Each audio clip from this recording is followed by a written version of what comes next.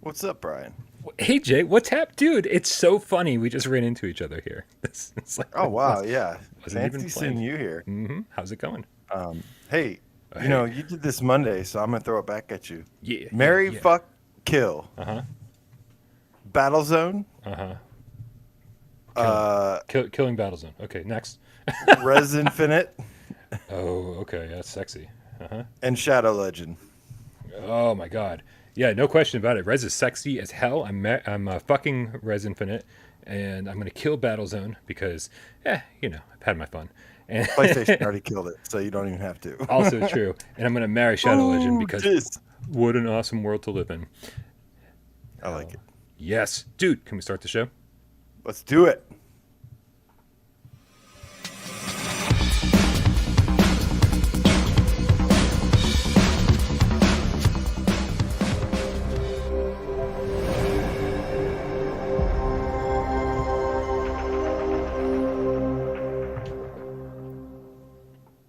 This is PSVR GamesCast Live. We film live every single Monday, Wednesday, and Friday right here. Bring it to you live on YouTube, 6 p.m. Eastern. If you don't like hanging out with us live and watching us in our pretty faces right here in the top quadrants of your screen, then you can always go to Spotify or Apple Podcasts and listen to this in podcast format, thanks to our wonderful friend Jay Meow, after every show. Don't forget, Sci-Fi Game Cat Henry adds timestamps to this thing a couple hours after the show ends. So if you're like, dude, get to the fucking point. Like, why is it taking you like 45 minutes to get to the topic? Then just fucking wait, man. And the timestamps will be there, I promise you. Because it always takes us a long time to get to the topic, man. At least it's free. That's all you kids care about. Is shit being free. Shit is free. That's right. Everything we do over here is free. But yep, Salvador paid us anyway with $5 tip. Says, "Dang, not going to catch this live. I want a clean debate. No hat or beanie pulling, except for good dog, bad dog. Can't wait to watch this later." Thank you very much, Salvador. What up, Much Salvador? love. We also got Looper, the Underground Game Cat, with the €5. Says, in the subsequent tips, I will reveal my own top 3 PSVR games Here for we each go. year, starting with 2016. Number 3, Headmaster. Number 2, Batman Arkham. Number 1, Rush of Blood. Oh, dude, let's do this instead. Yeah. You just tell us yours. Yeah, this is wonderful. Oh man, it sounds like somebody's getting killed in my hallway. I'll keep you posted on what happens. I promise. All right, guys, thank you so much for the tips. We love you oh so very much. Please do not forget to subscribe. Not only to this is. What is happening out there? Don't forget to subscribe and like this video. Subscribe and like over on PSVR Underground. Do all the typical YouTube stuff, man. We love you for it. I don't need to explain it to you. You know how it works. Thank you very much. Also join us on Discord. Click the link in the description. Haha. Good. Yeah, It's a lot of fun. dude. Vargelsoft in the chat says, "What are the rules to the top 25? New games only. Is DLC allowed?" So this is interesting, right? Because this is not our typical top 25 debate. We are not here to say these are the best 25 PlayStation VR games. Very seldom, like whenever we make those lists, we have to consider everybody else. Right? We have to say, if you're putting on a PSVR headset for the very first time, these are all the games you should be considering. And we have to sort of put personal bias aside, right? And I can't just flood the list with horror games. And so AJ and I thought it'd be really, really fun to just throw caution to the wind and tell you guys like the games that we think are our favorites, which are obviously going to be very, very biased, right, AJ? This is nothing but bias. You guys have asked for this over and over, and we wanted to finally give the people what they want. This is very clear. This is not a top 25 list of our highest. This is not a best of the best thing. This is just our personal favorites, and we thought it'd be really, really fun to do this. We also plan on, maybe as a byproduct, shedding some light on some lesser known titles. Mm-hmm. We also plan to fight and make fun of each other as much as possible, make this as heated as possible. Although I don't think there's going to be a too many of those moments, but you never know. I'm ready to talk a lot of trash about his list. We'll see if he gives me that opportunity. But we just thought it'd be really fun, and hope you guys enjoy. Yeah, I totally agree. I totally agree. I mean, I think the fun thing you're going to learn here is a little bit more about AJ and I and about what kind of gamers we are and the kind of stuff that we like. It's obviously, if anybody who's been watching the channel for a long time really already understands that and knows these things. I'm constantly saying I don't know anything about strategy games, and and multiplayer games is kind of playing online multiplayer is kind of new for me. Things I experimented with a little bit back in the day, but didn't really dive full force into until PSVR came around. And so I think that's going to be very obvious when I say, hey, these are my personal favorites. We got Looper, the Underground Game Cat, with the €2, following up his last tip with his 2017 favorites. Number 3, Skyrim. Number 2, Farpoint. Number 1, Resident Evil 7. Dude, that list right there makes me realize that 2017 was the best year for PlayStation VR. 2017 was really good. We also got Gatorade 23, the H2O despising game cat with the $10 tip says, I'd have to put Skyrim in my top 5 just because of the size and amazing exploration. Yeah. Prepare to be disappointed. I'm already disappointed with your list, AJ, and I haven't seen it. Good. You should be. This ought to be very, very interesting. Now, let it be known though that this is going to be the weird part about this is that I love so many different types of genres, and I really do. Anything from shooters to strategy games. I like a vast array of different types of games, and they are completely different. So I don't know. There's also, in doing this, I realized that there's at least 50 to 75 top PSVR games that I would like recommend to anybody. There's like over 500 games. We've played most games, so we have this, I think, unique perspective of having the knowledge of the entire PSVR library, spare a few, and can definitely it changes your perspective when you are forced to play kind of everything versus just what you are usually interested in. Yeah. And a lot of these games that made my list are stuff I wouldn't have looked twice at.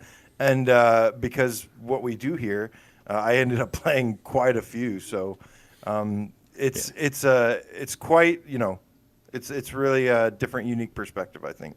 I think so. Yeah, I think my list sort of represents what the games I would have been playing for the last 5 years. The ones I would have been purchasing, and you would have seen a lot of the games I would have skipped. The games that are not on the list that are amazing, right? There are top 5 and top 10 games on the list, like things that we recommend on the official Without Parole top 5 and top 10 list. I mean, top 5, you know what I'm saying? That just didn't make my list at all, right? And so having to step outside of my comfort zone for the channel has really, it's broadened my horizons. It's definitely made me a more open-minded gamer and made me think about things the way I never would before. But yeah, I think when we reveal these lists, you're gonna know exactly what I would have been playing otherwise if it wasn't for the channel. I think I was blabbering too much and I didn't get Looper's last tip. Looper, the Underground Game Cat with the €2 says 2018. Number 3, The Persistence. Number 2, Beat Saber. Number 1, Astrobot. Man, these are good years. Yeah. Dude, it's surprising how even as PSVR Gen 1 is on the way out, we're still getting games like that. And in some way, every year, even if the library or the catalog that releases a certain year hasn't been the best or whatever compared to another, there's still always something. I mean, last year we got Saints and Sinners. This year we've had a couple amazing ones. We got like Song in the Smoke, and then even next year to me personally, we already have a Game of the Year contender in Zenith VR. Okay. I mean, we got to play that beta, so it's a massive MMO. So it's amazing how we're still getting these like sorts of games so late in the life cycle, and that's one thing I've always loved PlayStation for is like. You can almost always count on the last year's being like some of the best. Looper, the Underground Game Cat with the €2 says 2019. We're getting there. Number 3 is Amora Lagasse. Number 2, Blood and Truth. And number 1, No Man's Sky. Oh yeah. Oh yeah. All right, AJ, should we get to it and stop procrastinating? So this isn't our usual. Like I said, this is not the official top 25. This is just something for fun, and we will be doing another top 25 or top 50 very soon, and that will be like the real debate that ends up being a top list. Yeah. And so but we are going to borrow a couple things from here and do kind of a similar format and work our way from 25 all the way down to 1. We're going to bounce it back and forth, talk about these games, and hope you guys are comfy and ready to do this. Let's do this. You have the list ready? Yeah, let's do it. All right. Well, my number 25 is The Invisible Hours. This is, I got to kick things off. I've said a million times I love Rob Yescombe's writing, and I love his storytelling. And this is one that I was like very on the fence about getting, and I finally got it and played it. And even though it's not necessarily like a game that I'm usually like used to, I think the story, the characters, and everything, the writing was so good. And it really was just like, I don't know. I was very much immersed in this world, and I absolutely love this game. Yeah, man. I mean, like I am, I'm such a point-and-click adventure fan from back in the day. This is sort of like, the VR version of that, and with all the time manipulation, it just really goes so far beyond a lot of those old games that I used to love. The fact that it's not on my list is actually a little surprising. But I also think it's super slow, and so when I never like really gone back to it since I first reviewed it. Until I was like, oh, this is an experience I want to like replay again. It wasn't. I was just really, really glad I did it the first time, and then moved on. Yeah, and if you are a fan of like mystery movies, like I love mystery movies and books. I've read like every Sherlock Holmes book like twice, and I love this dark, creepy atmosphere of the game as well. And it revolves around this murder mystery story. Super cool game. Now let's try on the game Feline. With the $5 tip says my top 3 PSVR hidden gems. Look at this: Beat Blaster, Okay. Battle Wake, Transference. I don't expect any of them to make your list, but I love them. No, they did not. Niles Ryan, one of those almost made my list. And I will say, and I'll probably say this over and over and over over the next hour, but man, my list could have gone 1,000 different ways. Like, there were so many games that I was looking through being like, oh, fucking love it. Put it on the list. Love it, love it, love it. Next thing I knew, I had 50 games. I was like, what do I knock off the list? Transference was one of the ones I had to knock off the list. But before you get to your 25, Darkwing Chuck, the game cat, the game Quack, says Invisible Hours is one of the reasons I decided to get PSVR. Wow. Nice. Interesting. It wasn't an exclusive, was it? Tequila Works didn't. It's definitely not exclusive anymore. I think it's on other platforms now. Looper the Underground Game Cat getting almost caught up with his €2 to 2020. Number 3, Squadrons. Number 2, Dreams. Number 1, Saints and Sinners. 2020 was a hell of a year, man, for PSVR games. Yeah, oh, dude. I mean, like just looking at Looper's list, every single year had some killer titles. All right, man. Well, then let me give you my 25, and that is. Oh, there we go. How am I going to do this? Am I just going to copy and paste? Is that how it's going to go? Yep. Everybody's Golf VR. Ooh. Right, dude. This would have shot so much higher up on the list if it had multiplayer. Like one of those things that you jump into with friends all the time, just hang out and shoot the shit. The social aspect of these games are amazing, but it being, a single player thing and being, riddled with really annoying caddies. That's the only reason it ended up so low on my list. I love everybody's golf games because they are so arcadey, but at the same time they capture realistic physics, and you have to account for every single aspect, and you can make them kind of as sim-like as you want to. And the fact that you are actually swinging the club with the Move controller it almost turned this, somewhat cartoony, somewhat arcadey golf game into one of the most realistic golf sims I've ever played. And I didn't expect to like that. And I did. And I really feel like after playing this game for tons of hours, that I could get out on a golf course and probably play around pretty well. I had actually just right before this game came out, I was with my previous job, IT company, and I actually went golfing with them, and I applied some of the tips and tricks that I learned while out there for picking up from people, and they worked perfectly. And so, like when I streamed the demo of this game, I think I mentioned some of those tips about getting a good golf swing, and yeah, it applied perfectly. The physics in this game, the actual I've always liked golf games way more than real life golf. Oh yeah. And yeah, like starting from Hot Shots Golf and what was it, Mario Golf 64? Is that what it's called? Yeah, I played the hell out of those. And yeah, this game, really, the sad truth is that everybody's golf just need multiplayer, and it would have been like a massive hit. I think not having multiplayer kind of killed any chance it had of being like way more popular than it actually was. Yeah, I mean, it felt more like an experience than anything, right? Because it was like, okay, we're giving you three courses, which is great. Especially I think the price was only like $30. But yeah, it just felt like it was missing a lot of these essential unlockables, essential features like multiplayer. But hey, you know what? If this was Clap Hands experimenting with VR, then they are going to kill it with whatever they put out on PSVR 2. Yeah. Yeah. Let me just add something real quick. If I look like I'm in pain at all, I might have broken my toe before the show. Like right as I was coming over here, I slammed my pinky toe into a dumbbell that was on the ground that I forgot to put up, and it's starting to hurt really bad. That'll teach you for trying to work out. Yeah. So I don't think it's broken, but it's starting to feel really bad. So if I make some faces, some weird faces, I apologize. But that's what that is. What's the line All from right. Fight Club? Self-improvement is masturbation. So I go to number 24. Let's do it. Number 24. Now, I grew up as a punk rock bassist in like high school. I've always loved rock and roll, metal, punk rock, and really hard, heavy music.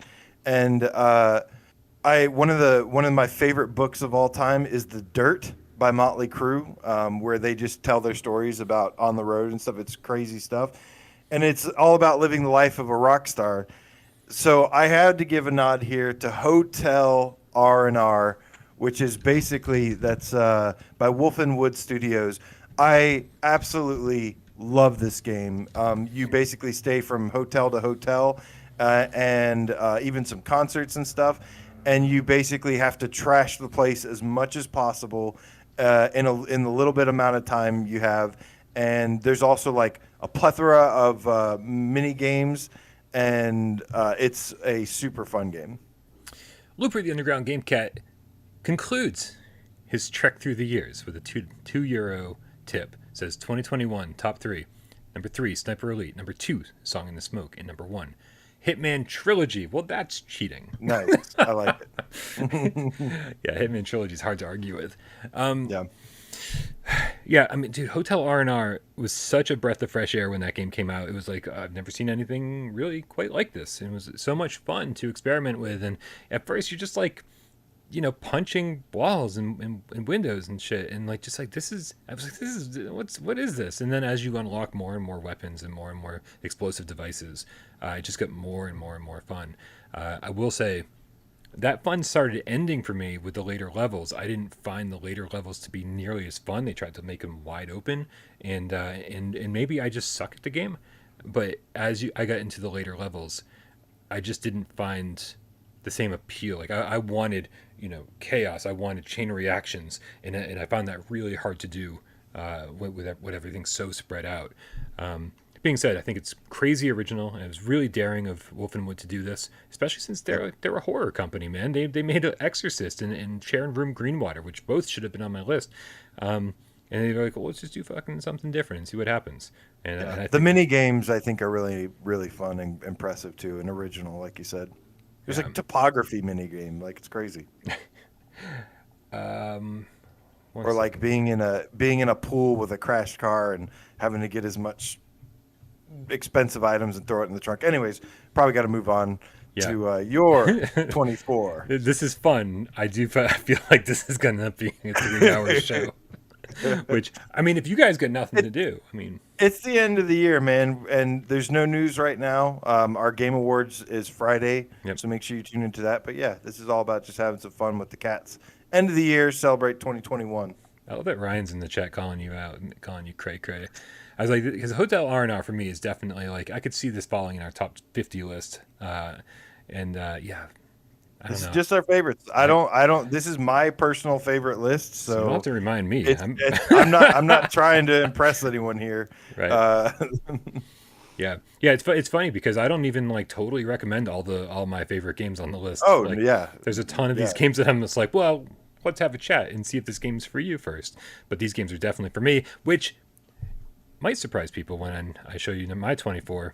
Windlands 2. Ooh, that is Yeah. surprising.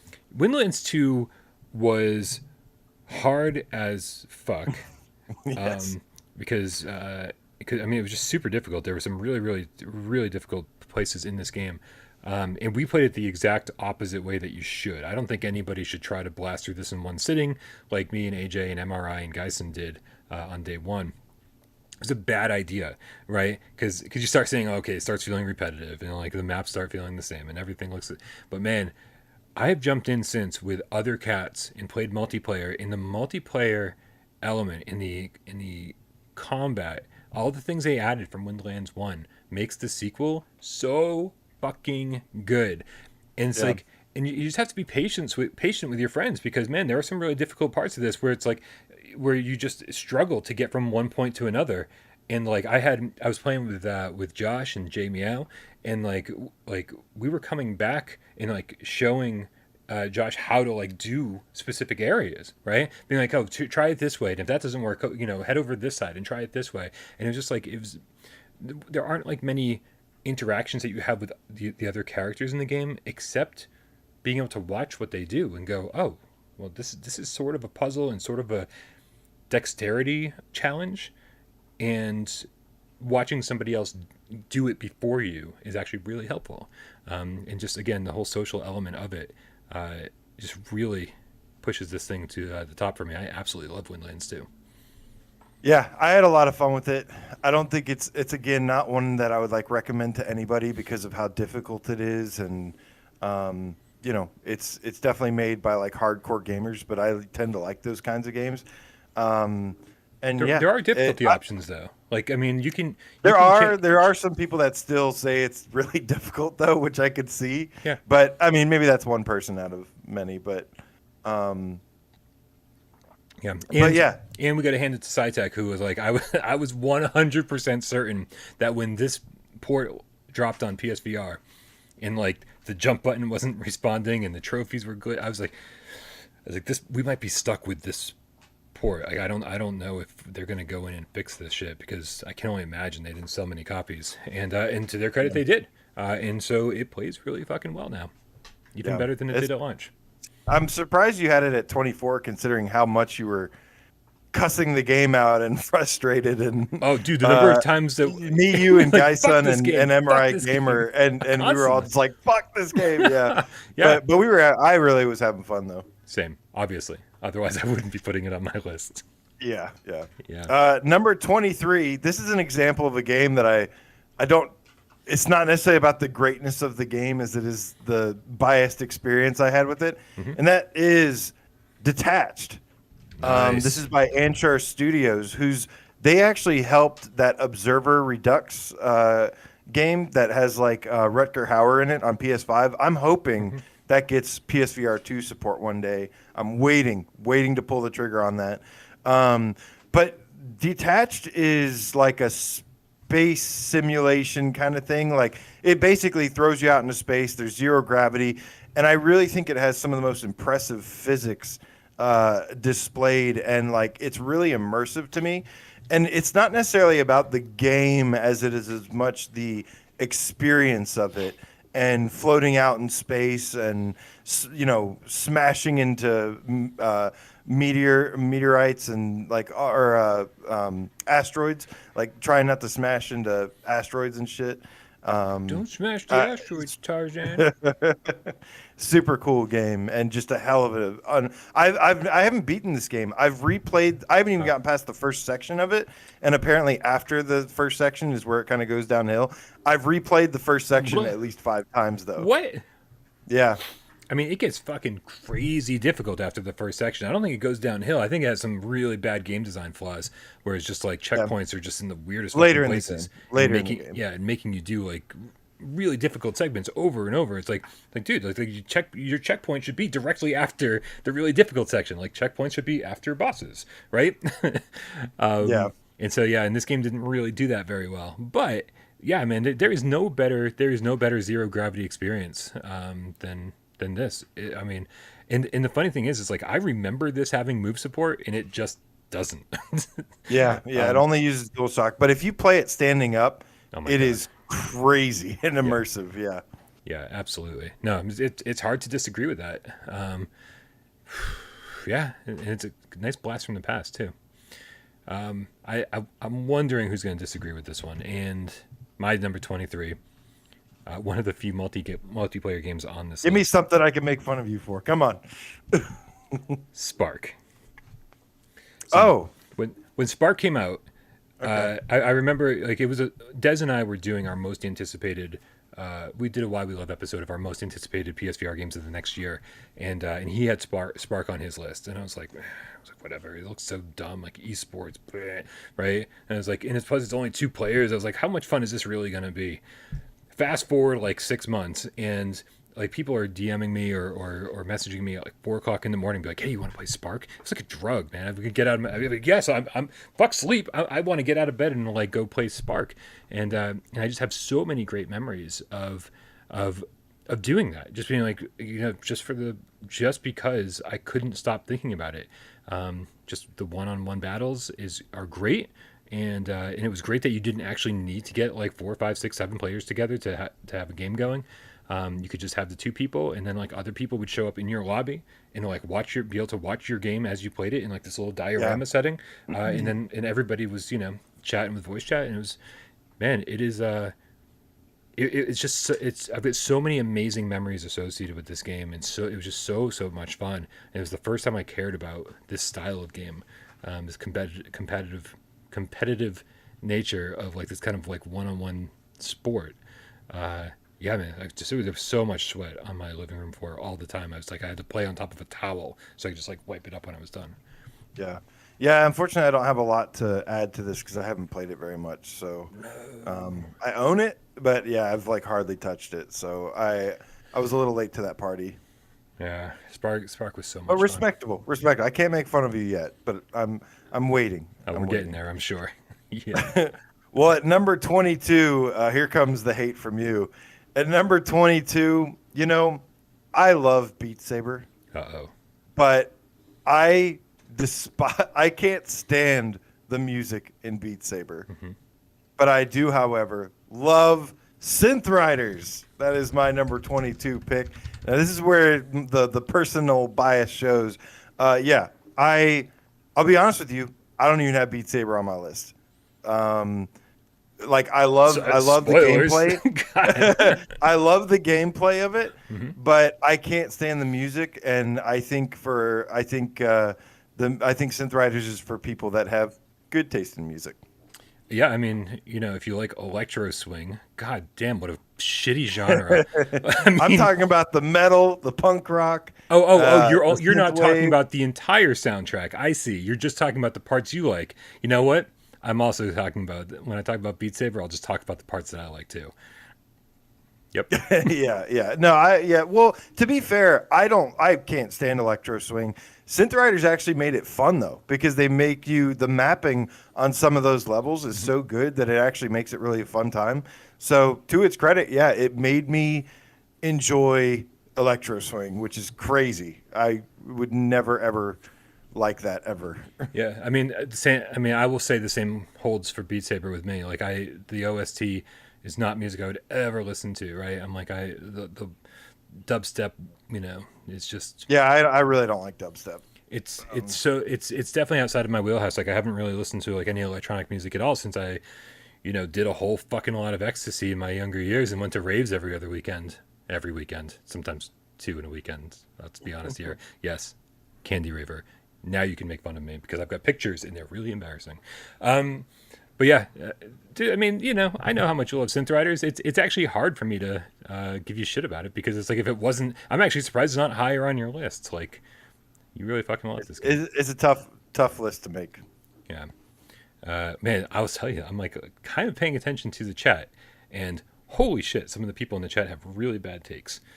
like Meg R 2021.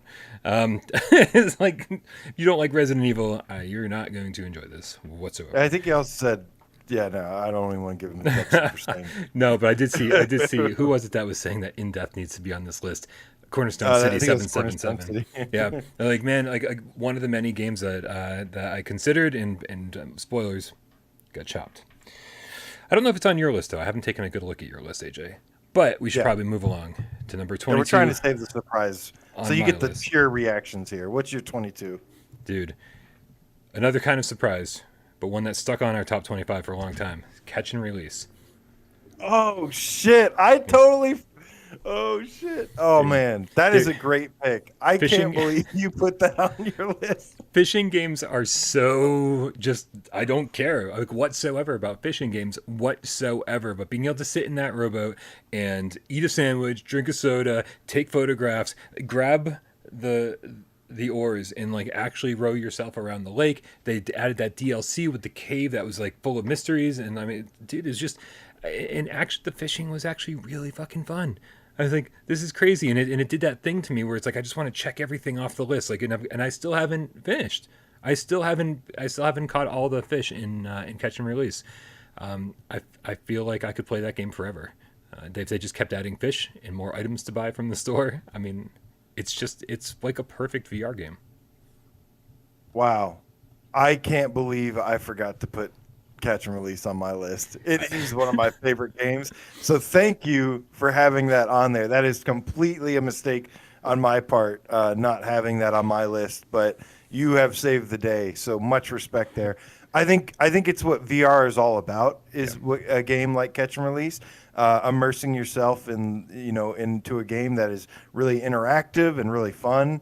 I love fishing, and I don't do it really anymore or often.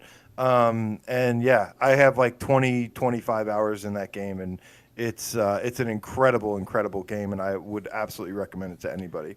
Yeah. So the worst thing about Catch and Release is after you spend a nice sunny day in the boat, and then you take off the headset and look around your apartment, and you're like, just like, let's put this thing back on, right?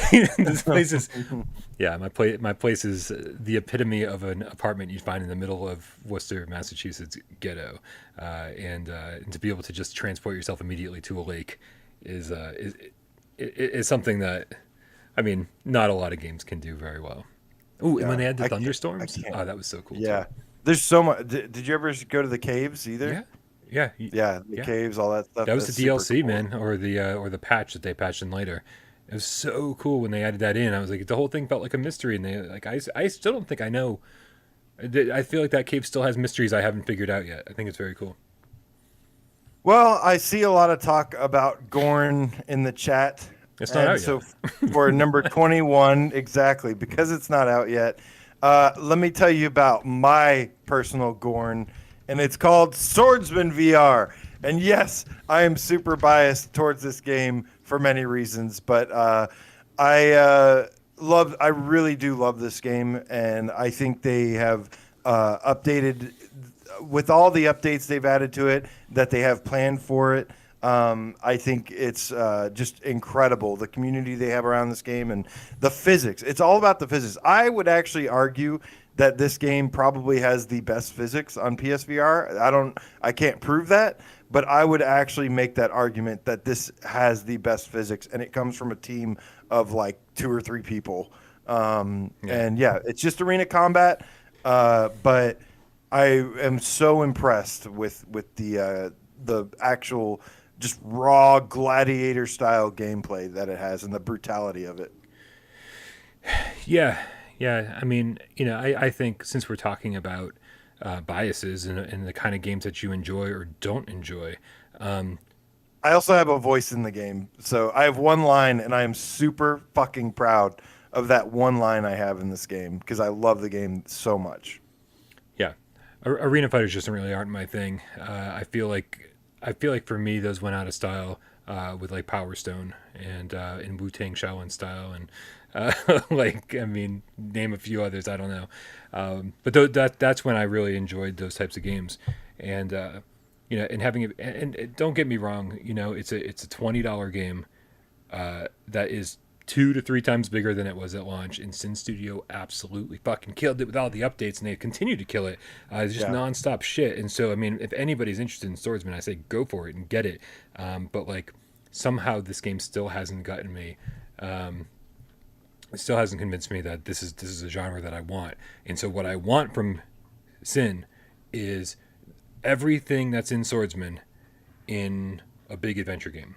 Well, I think we're gonna get that too. I think we're gonna. I think so. That's what people need to be very excited about. Is we're probably gonna end up, these guys are super talented. They've come a long way from where they started, and they know what people like, and they know how to execute it.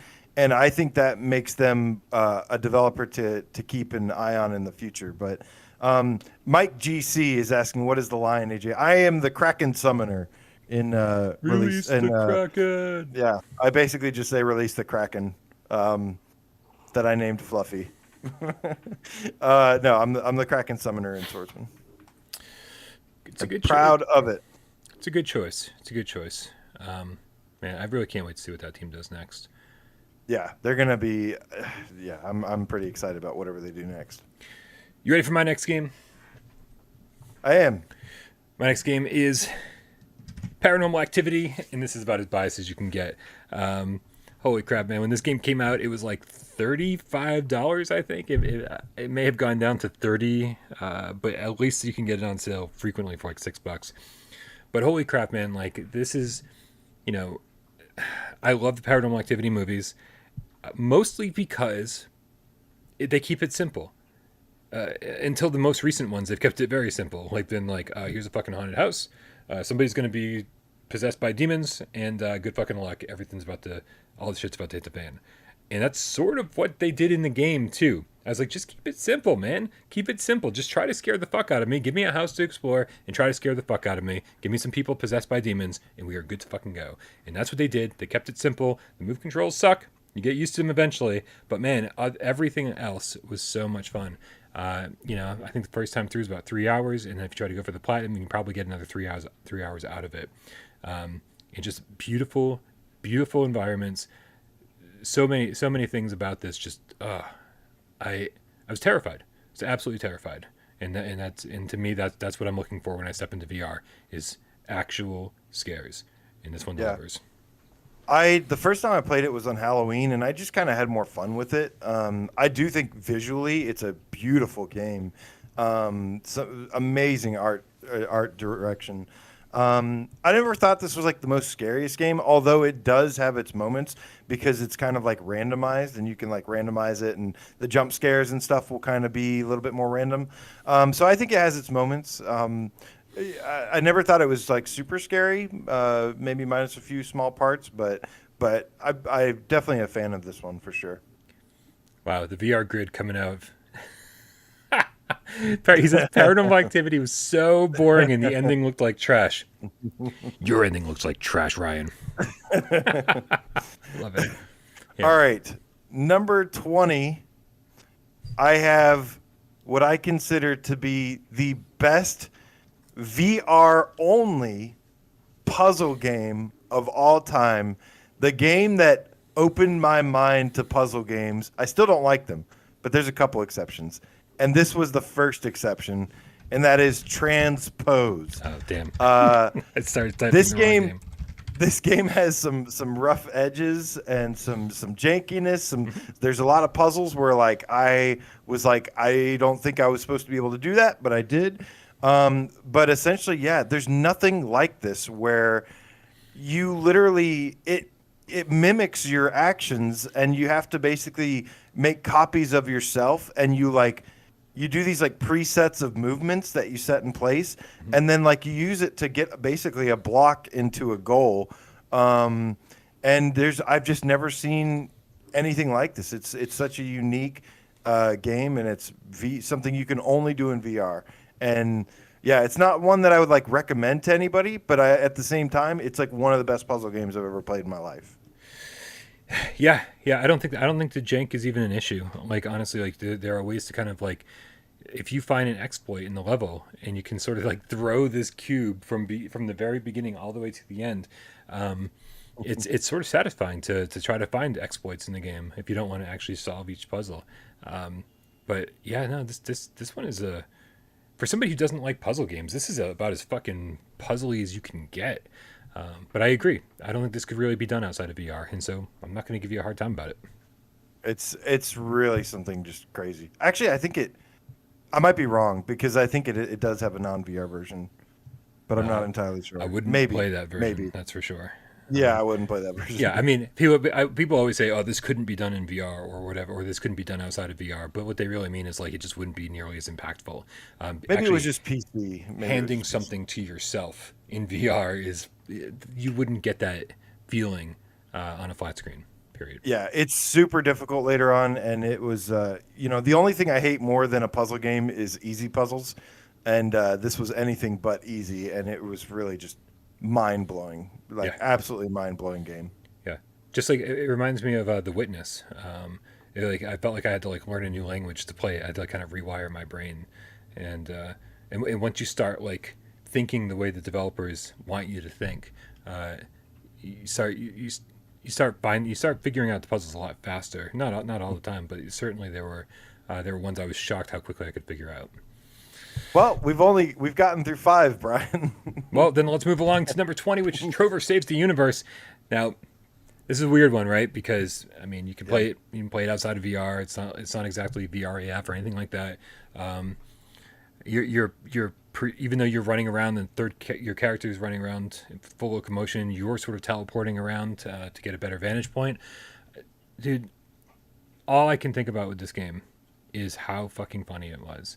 And like, I am not the kind of person who likes really like Justin Roiland or Dan Harmon, Comedy. like comedy in general, right? Like, I mean, Yeah. comedy is like horror. I was just talking to Wes over at Virtual Strangers last night about this. Like, Wes? comedy, horror, all of this stuff is very subjective. It's all very personal, and for whatever reason, like Rick and Morty never struck a chord with me, and I've tried to get into it and I can't. One day I know that I will and I'll love it, but so far I haven't.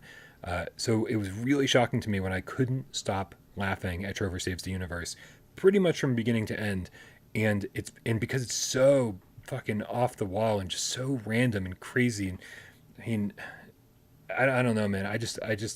It's so hard not to laugh at this. Brody the Gamecat says it perfectly. Trover makes you do horrible things and laugh at them. I think yes, that is the greatest part of this game. All right. Yeah, Trover's really good. It's really polished too.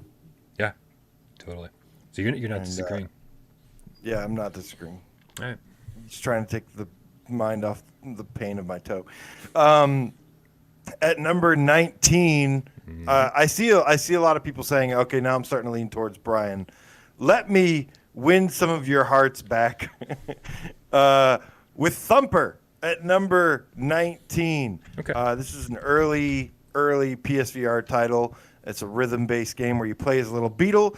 It's got these amazing. It is basically like a bad acid trip rhythm game from hell. And yeah, I played it Saturday, and it was just a reminder. It's always been one of my favorites, but every time I play this game, I'm reminded of like why I love it so much and how amazing it is. A Hobbit with the £5 in the chat says, "Hi people, it's been so long since I've watched live. Love to all the cats. Dude, we miss you, man. It's always good to see your name around here. Thank you so much for the tip and for stopping in. Hopefully you'll have time to hang out and shoot the shit with everyone. Dude, Thumper is one of the. I mean, that was a launch title, right? And it was just so good. Rhythm. What do they call it? Rhythm violence. Is that what it was? But Rhythm violence. Yeah. yeah. Like, I mean, there are so many rhythm games on PSVR, but this one just stands out so much. Yeah. So good. I think this was like this was one of the first games I played too, and I was just like, good God, VR is awesome. Yeah, you can play it on the flat screen, and then you switch over to VR, and I actually felt like it was easier in VR. Like the perspective and the depth, I felt like I could actually see everything coming in the distance easier. Like the flat screen just didn't give me that depth that I needed, or the perspective I needed to be as good at the game. So yeah, VR is the one way to play this, especially when you've got like the demons. What the fuck are they, like, rising up over you, and just like shit, man, the sense of scale is amazing. You're like, I gotta pay attention down here, but this thing's happening up here. How crazy. Yeah. All right, I guess somebody asked if I beat it. No, I got to the final boss. I don't know how to beat the final boss though, and I haven't spent the time to figure it out. And I'm also like maybe halfway through the New Game Plus mode. Yeah, I don't know if I beat That is my current status of my Thumper game. Number 19, Static. It's one of the greatest puzzle games I've ever played in my entire life. There's nothing like it. Nothing like it, right? It's like just you spend the entire time with your hands trapped in a box, which is perfect because it's a DualShock 4 game. And so you're holding on to the DualShock 4, forgetting that your hands are not actually locked inside a box. And all of the buttons are things you would feel inside the box, and trying to figure out how those buttons correspond to the things on the box that you're trying to unlock, or things in the environment. It's like, again, it's sort of like learning a new language. And then at the end of every single level, you're like, oh man, I finally got it. I've got full control over this game. I understand it. And then the next level pops up and everything's different. And you're like, shit, it's like the exact same thing. My hands are still trapped in a box. I'm still using the DualShock 4. And now all the buttons do different things. And it's like, fuck. And so it's like learning a new language every 30 minutes or so. I just don't think that any puzzle game has ever been this creative or this much fun. I bang my head against the wall, and then it's so obvious once you actually get the answer. And I think that's what all good puzzle games do. That is a fantastic pick, and I agree with Bogey Cat Productions. It's just Static is genius, and I agree. We are definitely seeing a lot of these games, I think, really bring a lot of genius to the table. And it's really fun to get to recognize some of them here with this. Absolutely. All right, number 18. This is where I really start to lose some people. No, I don't know. Again, just my favorites, personal favorites. Operencia, The Stolen Son. You've lost them all. I said I like a lot of different games, and this is a classic dungeon crawler style thing. And yeah, when a game is 30 hours long, and I really enjoyed it for those 30 hours, even though it wasn't perfect, that sticks with you. And that's what my list is a lot about, is like how these games impacted me. I just think the combination of turn-based strategy, I love turn-based games. Although I haven't played I don't play like a shit ton of them. I do love turn-based combat ever since like Final Fantasy games, and yeah, I just think this is a wonderful adventure, a great world to explore, and just really hardcore classic dungeon crawler RPG. Yeah, it's fun. I mean, it's all right. Like I really enjoyed the first 10 hours of that game, and then I just could not enjoy the rest of it. I was not having any fun with it. But I will say, man, it's like for as much as I hated parts of the Mage's Tale, as soon as it starts getting into riddle sections that like you're forced to figure out and they're so nonsensical, I would play the Mage's Tale over Operencia all day, every day. It's just a better dungeon crawler, and especially a better VR dungeon crawler. Operencia has that feeling of a game that was like just shoved into VR unceremoniously, and as good as the game might be, what are you doing putting it on this fucking list, dude? Come on, get this shit off here. Come on, change your mind right now. I see cats in the chat actually agreeing with you. A lot of love for Operencia. So Yeah, it's really great stuff, if I man. didn't love Nihilus Ryan so much, I'd probably make a scene right now. Genetic Blasphemy, the reverse engineer game cat with the $5 tip said, swallow a Tylenol and put some ice on that toe, AJ. Also, these lists are tip top. Also, happy holidays Thank to you. everyone. Also, Yeah. seriously, ice the toe. I Yeah. don't know why I love this I'm tip so much. It's Also, funny and because also, like and also, I smacked my toe on the dumbbell earlier and I heard like a really loud smack snap my and toe up. I thought Smack my my toe was toe up. broken. And then like I like pushed on it a little bit and I was like, "Hey, it's all right. Maybe that was just my toenail." Uh and now it's like gradually starting to hurt more and more. It's all right. I don't want to keep talking about the toe. Well, that's Oh, perfect. That's perfect that you've got toe problems during one of our longest shows of the year. yeah. It's like we're not even half done. It's like this show should be. Yeah. All right. Let's see. So Operencia was your number 18. My number 18 is. Oh yeah. Oh yeah. This is. Let's see who I win back here. Doom 3. Doom 3 VR. I gave this a 9 out of 10, despite the fact that it wasn't exactly a great VR port. It It did. was a shit VR port. Oh, it's not a shit VR port. It It's could a have. pretty bad It, port. it could have been sharper, right? The graphics could have been sharper, and the scaling was off. Basically, almost every single thing you just said about Operencia can basically be applied to Doom 3. Does I Operencia still have love aim support? I, No, it I fucking love doesn't. I Fuck love Operencia. I actually really loved Doom 3. Yeah. Why don't you finish real quick and I'll chime in on it. It's dude. I never finished this game on the flat screen. You know me, man. Like the Doom. I'm not really a Doom guy. Like I played the original Dooms. I played Doom 1 and 2 back, when they were new and like the kind of the new hot thing. And I just Doom Eternal and all the new games came out. I just don't care. I just don't care. But when you give Doom a horror slant, and you put it in VR, and you give me aim support, you've got me. I'm totally sold. And with all the DLC and everything else, they could have charged more than the $20 asking price, but they didn't. And it's like, man, so everything about this package is pretty much perfect, minus the things that are not perfect, and those things suck. Yeah, I think I love the game. It has like so many issues. Doom 3 is actually not even one of my favorite Dooms in the classic ones.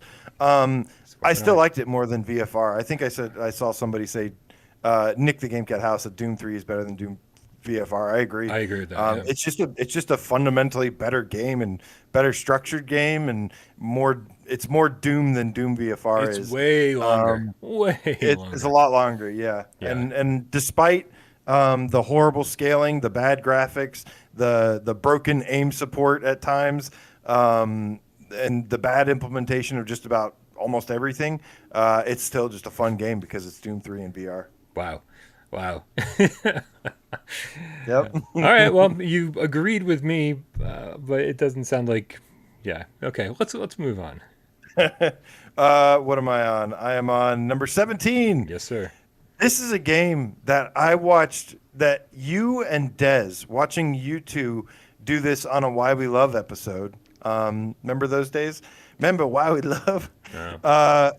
And I remember you saying this is the only game with force blinders that you would recommend. And I was like, all Oh, right, I I'll know give what it a game it is shot. without even looking. Yes. Eagle Flight. Hell yeah. Eagle Flight is really, really fun. And it was actually one of the best looking games on the OG. This was before I had my PS4 Pro or PS5, and obviously. But yeah, this game looked like it had pro support on an OG PS4. It is such a good looking game, and it's a weird concept where you kind of steer with your head where you look, but you play as an eagle. And I played through the entire campaign. It's like it's kind of like playing as an eagle on like a BBC Yeah. documentary kind of style thing, but set in like a post-apocalyptic France or something. And it's a gorgeous game. And I think it's really fun. And yeah, it was really good. Yeah. The story segments in the campaign are whatever. They're so. I don't even think about them when I think about this game, because what I think about is it's the first open world game we ever got on PSVR, right? And the world is big and it slowly opens up, and I mean, just as playing as an eagle and flying through this post-apocalyptic city that's been totally abandoned, wildlife is taken over. And you're right, the art design is absolutely beautiful, but Yeah. but on top of that, you're like swerving in and out between buildings, and you're looking for all these collectibles, and you have to fly dangerously sometimes to get some of the Yeah. collectibles. They're sort of hidden in strange places, and this is yeah, if I was to redo my list right now, I would put Eagle Flight on it because yes, what a great fucking choice. Amazing choice. Thank you. And you Although also get to shoot bird sonar and go, "Grah!" sure, yeah, there's multiplayer that is like, man, Yeah, multiplayer is actually. I've only played it once with Dead Ringer and his kids, but yeah, it's all right. it was actually really good. It was Yeah. better than I was expecting. Gabriel 004, the licensed meow game cat, says Brian needs to pick a trash game to make AJ kick something with his good foot. We're trying to injure the other foot now. I like this. All right, man. Yeah, I can't complain about Eagle Flight. That's a great choice. Number 17 for me though is a better choice. Strangely enough, another launch title, Here They Lie, which is one of the strangest worlds I've ever explored in my life, and getting to do it in VR is so amazing. It's so perverted and fucked up. You're walking through red light districts, and there's like these seemingly possessed or somewhat like like possessed citizens of this world, like just following you around and doing weird shit, and it's just all very. It feels like dirty in a sexual way for so much of this adventure, and I'm like, I like dirty in a sexual way. I was like, Man. are any of these buildings? Is there space available in any of these buildings? Can I move in? Because I fucking love it here. It's fucked up, and I love it. You're definitely winning me over with your list now, because Here They Lie is just amazing. That world, like, first of all, the beginning and the ending of that game were so terrifying to me. But then, yeah, the whole middle section is like just this crazy, trippy, twisted, like just kind of exploration with a little bit of stealth or just like avoiding, enemies. And yeah, amazing pick. Such a good game.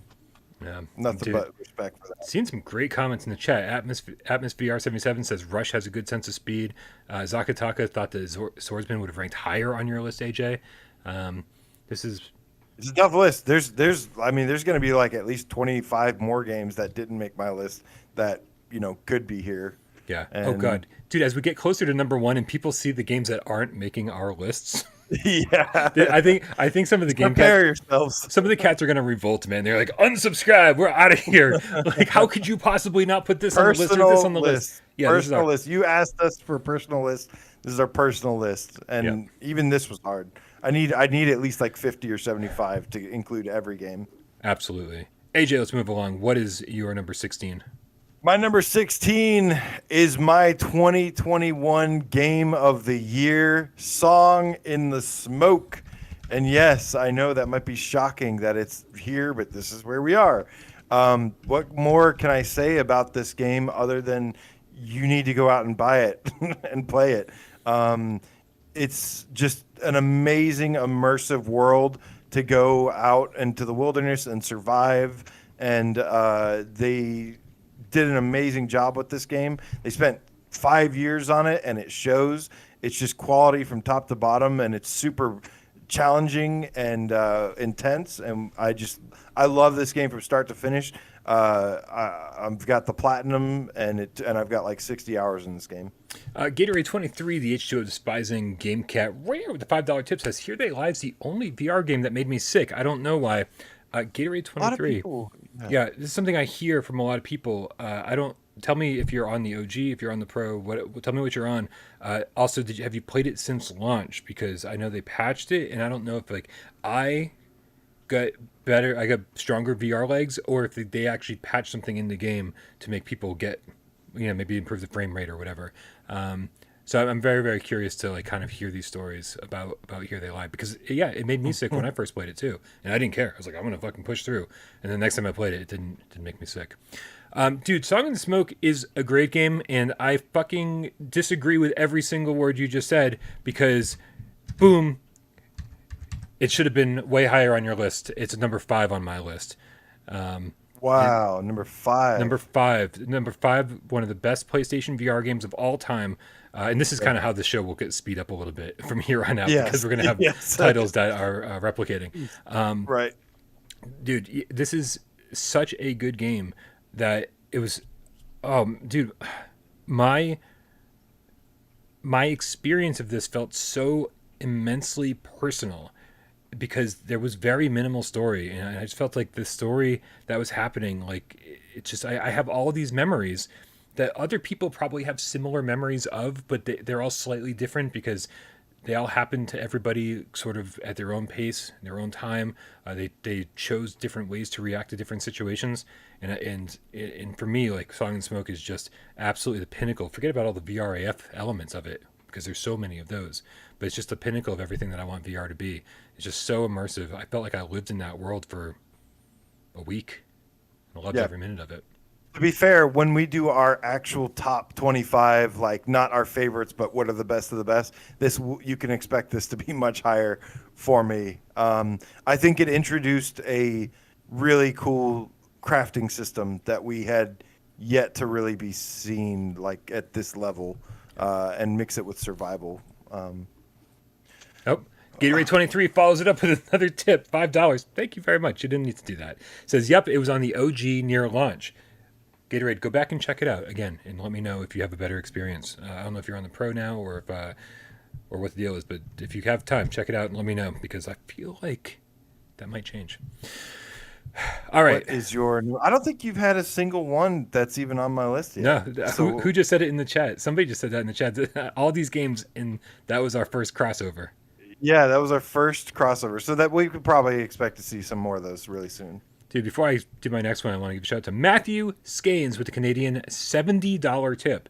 Thank you so much. Says, a little bit late, but huge congrats on the 80K. Well deserved. Looking forward to seeing Wild Turkey Hunter VR in the top 3 at least. That's in VR Grid's top 3, not ours though. Of course, because he thinks Paranormal Activity is bad, so he must love fucking Wild Turkey Hunter. Thank you, Matthew. Also, Caloderma Game Cat with the €5 says, this year again, PSVR without Parole is my most favorite show on YouTube.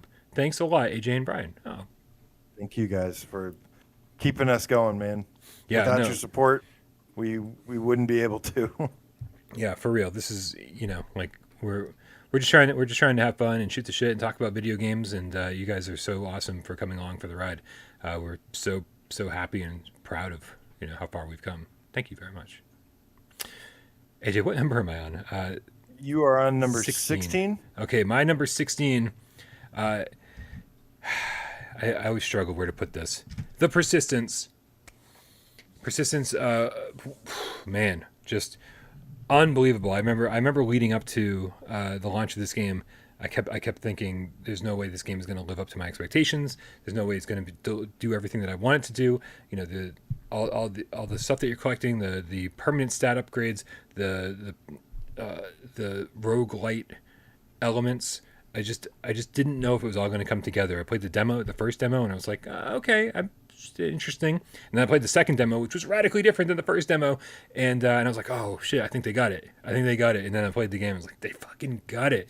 So it's terrifying. It's super immersive, even with the DualShock, and man, so addictive, and really difficult. I love this game. Yeah, I'm a big sci-fi nerd, and I love horror as well. And this is a beautiful blend of the two. And Fire Sprite Studios, now an official first-party studio of PlayStation Studios, and really excited to see what they work on next.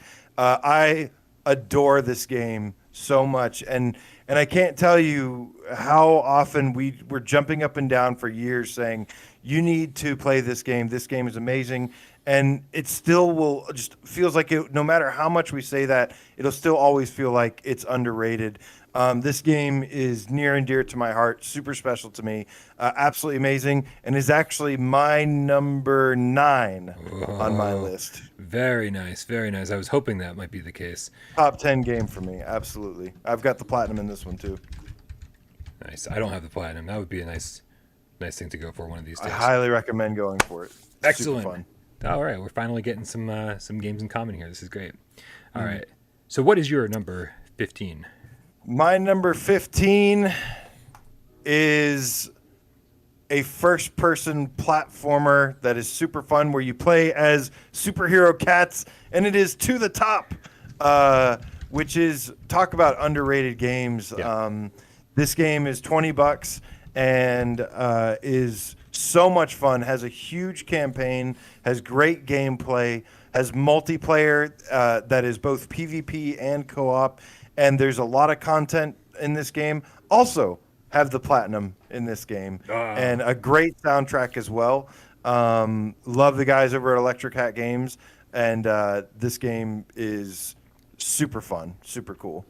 Yeah. I struggled not putting to the top of my list. I am so happy that Didn't you have have it it. there. I don't have it Okay. on my list, dude. Yeah, that's what it wanted takes. to. So you've got stuff like Here They Lie and Yeah. Catch and Release. That's part of. So that's why this is working perfectly. Yeah.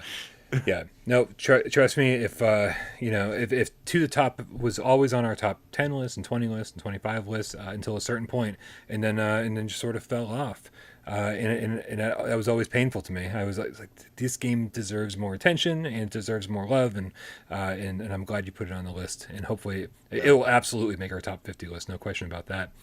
Joey Cats 33 with the $5 tip says Crisis Brigade 2 hopefully makes the nice. list. New updates are sweet. Yeah. No kidding, man. I will say the new updates are definitely awesome.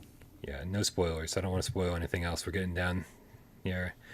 Okay, so you had 15 To the Top, and I had 15.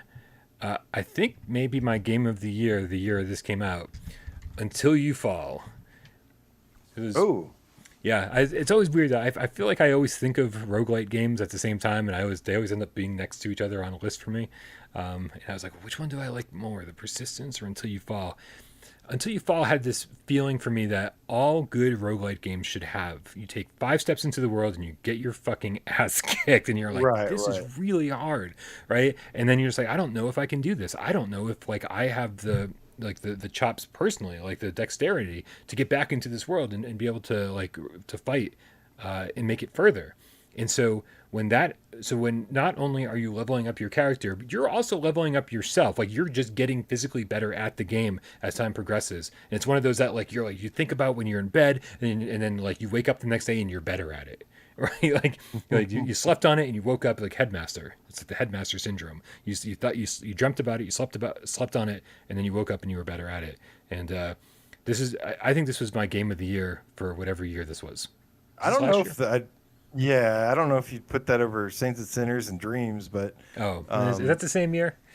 Yeah, same. What? Which is part of the reason why I think it got a little overlooked. I think it's a great game. It didn't hook me as much as I thought it would. Like I was like, this was one of my most anticipated games leading up to it, and then I played it, and I think the visual fidelity of it, like I feel like the character models and hands and everything, the enemy types look great. I think this game has some of the most amazing AI, and I love the weapons sets, the abilities, the enemy design is like phenomenal, and the AI and stuff. But yeah, something about this, I think the environments just were too flat for me. I think they were too quest looking, and it kind of killed it for me a little bit. But You weren't I will alone. not argue. I will not argue that it is still, and the combat didn't feel as like heavy as I wanted it to. But still a great game. Yeah, Definitely. for me the combat was so rhythm based. It was so like Dance Dance Revolution, the sword fighting game. Right. And I was like that for me was the greatest part, was that it was so reactive and not. I mean it's a sword fighting game that really doesn't involve sword fighting. It's like, yes, especially when you put it up against something like Swordsman VR, right? Radically different type of game, and I just happen to prefer this type of game, and I just think it was almost perfect. The fact, in the back of my mind, I'm always just waiting for that next campaign to drop. Like I feel like they're just going to add like, boom, here's your next campaign, with like a whole new world and like different enemies and a new set of weapons. Because I mean, all the basics are there, and I'm ready for another campaign. Dude, we got a few tips. The Drunk Gamer with the $5 tip says, "Great job on your channel, dude. VR changed your life. I remember right at the end of your retro and the start of your VR adventures. Cheers." Nice. I was just talking about that The recently. Drunk Gamer is the awesome dude. Yeah, absolutely, man. man. Thank you so much for being around for all those years. This is, it is crazy to think about the journey we've been on. Creeper Betty with the $10 tip says, "Hi guys, Song in the Smoke needs to be in the top 5, and honestly, number 1 in my opinion. Really great to see Hotel R&R. That game will never get old. Keep up the great work. Love ya. Meows and swipes." Thanks, too, Betty. Thank you so much. And yeah, I agree. It'll be really interesting when we have to really fight it out and see where Song in the Smoke lands on the official top 25 list or 50 list, whatever one we go with. Delirium Drew VR with the $2 tip says, "To the top. OMG, you just made my week, AJ." Hell yes. Well-deserved victory for To the Top there. Long overdue. Sergeant Frosty with the $5 tip says, "Wipe out in your top 5s or I unsubscribe." Okay, just roll the cursor over the button and get ready. Ready, raise your finger and get ready. All right. All right. So who's up? Am I up? Number 14 for me is Ace Combat 7. I was a big Ace Combat fan growing up, and Yep. I feel like this is one of the things that is like meant to be in VR. And yeah, despite it being a very limited mode, it's still one of my favorite VR experiences of all time. It really could have been in like a top 10 for me personally, but I just felt like, this felt right to put it right here. But Ace Combat 7 is, just like a breathtaking experience, and super cool. And I hope we get a full game of it one day. Don't mind me. I'm just setting up a poll. Don't mind me at all. All right. Yeah, dude, I'm with Virtual Strangers. It sucks that it only has 3 levels. Yep. And yeah, you can replay those and you can make your own fun and keep unlocking things. But it's such a. I'll tell you something. One of the games I wanted to put on here was LA Noire: The VR Case Files. And oh yeah, like I really fucking love that. It's sort of like the full-fledged game that we so seldom get. It's not just driving, it's not just exploration, it's not just interrogations. It's everything that kind of like comes together and makes a full-fledged game. But it was like a third of the levels of the flat screen version, and it still could have made my list somewhere. Like I flirted with the idea of putting it around 23, 24. But ultimately, that's the reason it didn't make my list, was it wasn't like the complete game, and the story, the narrative falls apart without it. And so, while I respect the fact that you have Ace Combat on here, that's 100% why it's not on my list, because it's just like, where the fuck's the rest of the game, Namco? Yeah, like again, I made this list knowing good and well that like I'm just bringing my pure favorites. Not this isn't to win anybody over. This isn't to make anyone agree with me. This is just for me. I'm desperately trying to win all of you over. Yeah. I totally expect to lose the popular vote here, but I can't go against what just the games that resonated with me the most. And I don't think I've ever had the opportunity to do just a personal list like this. No, so this is been fun so far. Yeah, it's not going to be fun eventually, but it's fun so far. Eventually, it's all going to fall apart. All right, dude. Number 14. You ready for this? If this isn't on your list, I'm hashtag fire AJ. Ready? Red Matter. It's not on my list. Get the fuck out of here! How did you know? Dude, Red Matter is one of the best games. I mean, obviously, all these are some of the best games on PSVR. Yeah. But dude, beautiful, awesome narrative, so interactive. Love the way they did the storytelling, the scanning like they did with Metroid Prime. The all of the object interactions feel like so weighty. Dude, I mean, everything about Red Matter is perfect from start to finish. It was one of the most beautiful games I've ever played. It's one of the most memorable games I've ever played. So many just visually stunning moments and just impactful moments that like I feel like the whole game is burned into my brain. So good. I can't believe it's not on your list. It's tough, man. We're only given 25s, but yeah, like this game, another game I have the platinum in.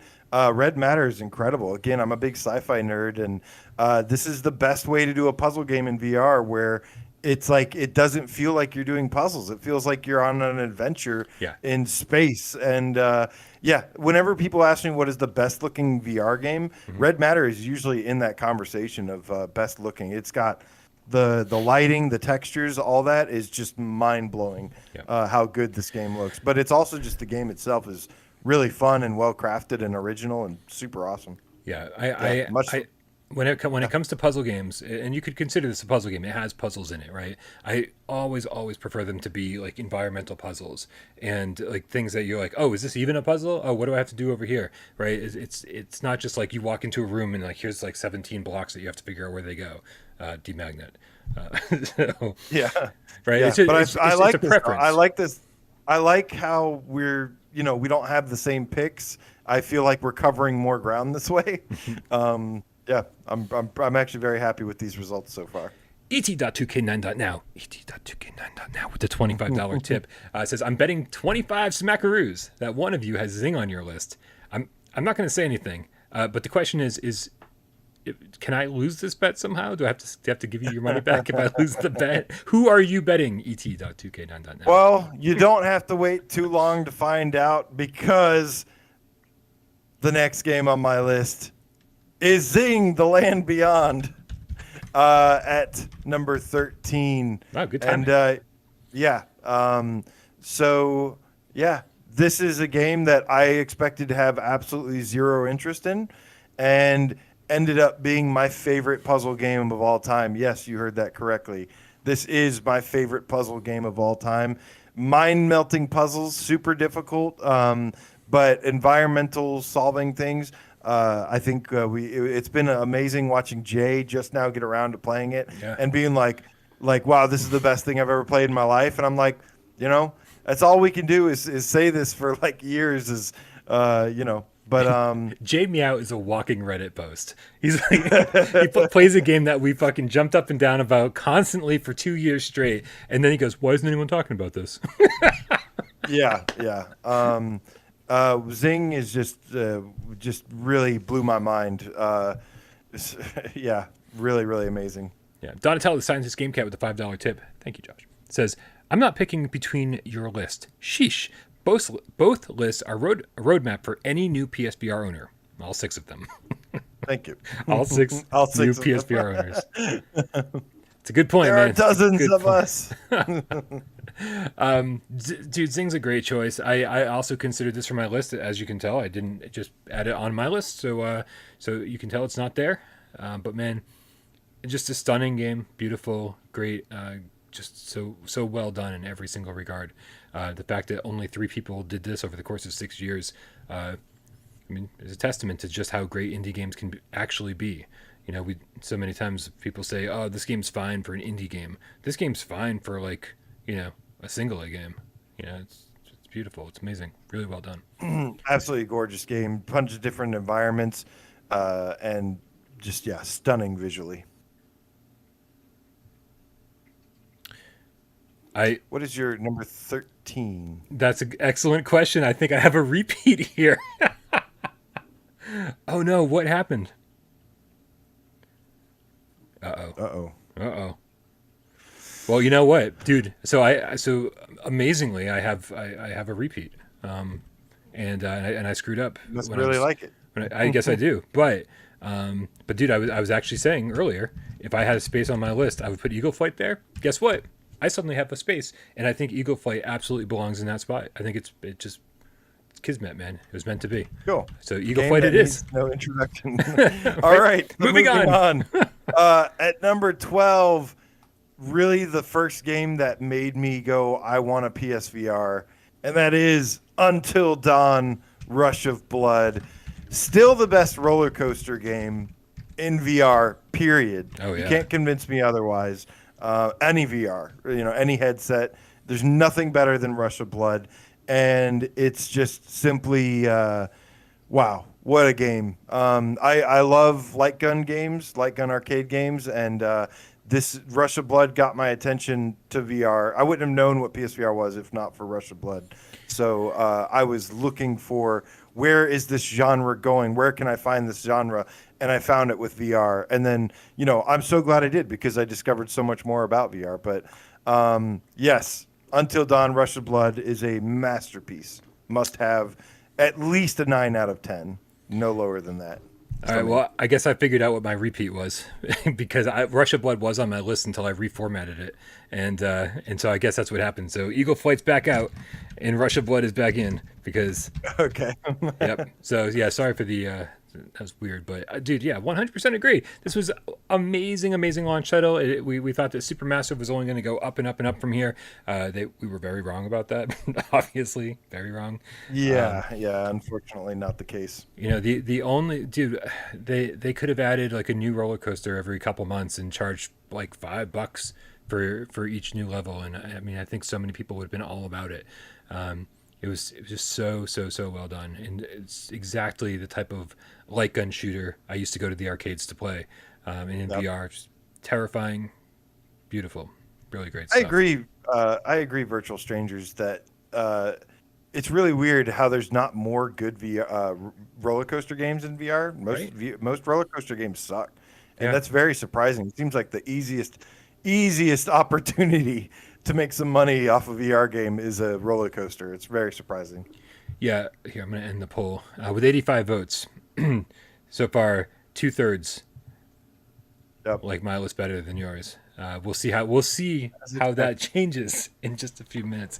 Um, yeah, dude, yeah. Roller Coaster Legends 2, I think, is probably the only other good roller coaster, but it's like one roller coaster, and it's Yeah, it's like like 5 minutes 5 minutes long. long. Yeah. Yeah, yeah, and I mean, and still nothing can stack up to Rush of Blood as far as that goes. Nothing. I'm gonna go with number 12. My number 12 is Demo Reborn. Ooh. Yeah, this was interesting for me because it was I think you know the VR port of this or the VR version of this suffers some downgrades in my opinion. You know, you get static camera angles and it sort of turns into a point and click adventure, whereas the flat screen version you've got this over the shoulder dynamic camera that's following the little girl around as you run from room to room. But the storytelling was so good, which is kind of strange to say in this type of game. And I felt like I felt like emotionally tied to it. I'm still not exactly sure why that's the case. But you know, it's almost Jack Skellington creature, the demo character, who sits Yeah. down and like it's puzzle solving that alleviates the stress of puzzle solving uh, with a rhythm section where you're actually playing a piano with the move controllers, and it doesn't ask you to be very good at that. Like it just asks you to do it, and in the more you do those, the higher the tree grows, and the more the game. It's like you just have to go back and forth to progress one side of the game. You have to play the other side, and then you have to progress this side. You have to play this side, and I just thought it was kind of the perfect balance, and yeah, it's just. I mean, I don't really have any complaints about it, despite the fact that I started listing a couple complaints. Um, Yeah, I I thought it gotta. was great. Once I got an idea, once we get into top three territory, or if we say something that is too soon, let's not mention if we have it in our top three, if the other person has it in our top three. So we save that surprise. Okay. Sure. While I don't mention Demo very much, I am actually a very big fan of this game. I think it's stunning at times. I think some of the backgrounds, like when you get into like that basement area and there's like you're playing the piano and the rhythm game is going on and like there's these beautiful waterfalls like in the background and it's just like gorgeous. I think the one thing maybe is that I wasn't the biggest fan of a lot of the music, but there is some music in it that I really like. But yeah, it's a great mix of storytelling, puzzles, and rhythm gameplay, and I think it is a very well balanced game. And yeah, I nothing but respect for this game. Absolutely. Nice. When are we gonna start throwing punches, man? Yeah, I know. I thought we were really going to fight about this more and make fun of each other more, Yeah. but well, here's your opportunity because my number 11, you better keep your mouth shut, by the way, is Moss. uh, Legit, there are only two PSVR games that ever made me cry, and this was one of them. I'm not the most emotional person. I get like emotional about the weirdest things, like I can have like a death in the family and it won't affect me, but then like I hear like this beautiful music or like this beautiful moment in a video game, I'm like more likely to cry about something beautiful than I am about something sad. Like usually when I'm sad, I get angry. And yeah, this game, I think Quill is one of the most well thought out characters ever made. I think this game is magical, and it is just the hack and slash gameplay. You know, I'm a big fan of Devil May Cry, and this is like a very watered down, basic version of that. I can't believe you even said the words "Devil May Cry" when describing any element of Moss. I mean, I don't care how watered down you're describing it as. Well, I love platformers. I love hack and slash, and this has elements of those. It's also like a gorgeous game. Virtual Stranger says I'm crying right now. I only cry when iCarly is on. But yeah, I just think it's a beautiful, magical game, and I'm so excited for Moss Book to get Quill a little hammer. And I think it's super cool as well that she speaks sign language. This could have been higher on my list. I think it actually was, and then like some stuff got swapped around. But yeah, one of my favorite games of all time. It's okay. Poster.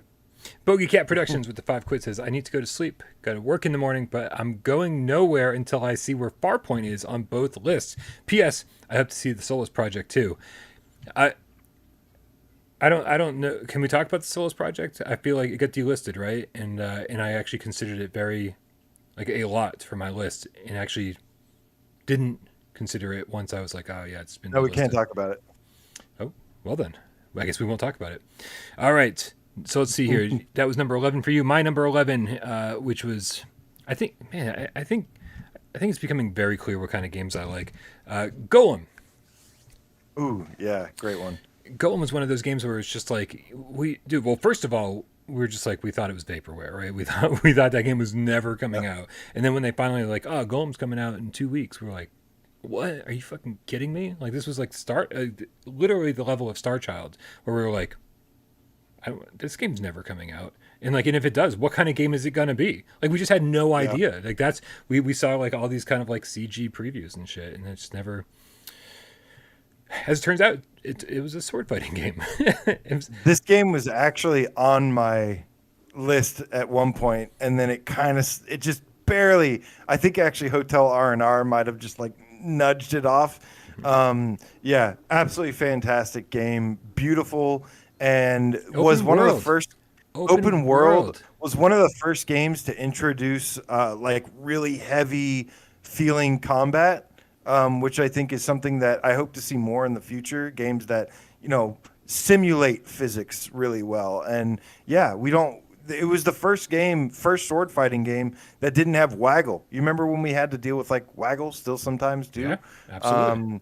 This was the first game that finally broke that trend and said, no, we need to, when we swing a sword and it hits something, connects with something, we need to feel that, or else it completely breaks the immersion. And this was the first game to do that. Yeah, I love that the developers of this game didn't, I will say that like they screwed up, by not giving us a second, not making it compatible with 2 move controllers, right? Yeah. It was 1 move controller, and you could use a nav controller or a dual shock or whatever, right? But or you could hold the button down the move controller and lean forward to walk, and I was like, But other than that whole snafu, I was really glad that they didn't feel the need to do like a traditional game. Like they really just like stuck to their guns and did this thing that they envisioned and created this beautiful world, and basically you unlock it in strange ways by defeating different golems and having it tied to this like really strong narrative about this girl who's stuck in bed, and like there's like literally 2 worlds happening at the same time. It's a technical marvel on PlayStation VR, and on top of that, it was an emotional journey. And it's funny because my number 10, my number 11, and my number 12, like it's these solitary, emotional, quiet journeys that I tend to gravitate towards. Yeah, this is just the kind of gamer I am, like the single player gamer.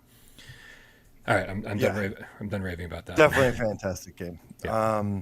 So moving into number 10 territory, I have Hitman 3, which honestly I thought would have been higher on my personal favorite list, and probably could. This game could even be like a top 5 for me. Yeah. I had Blood and Truth kind of in my top 10 favorites things, spoiler alert, but ever since Hitman 3 came out, it replaced that that feeling that I got from Blood and Truth. Like it kind of replaced that for me, and just like really was blown away by the story um, and yeah, like there's moments in this game where the story takes a turn and like there's this really huge things that happen that I remember just like being in shock.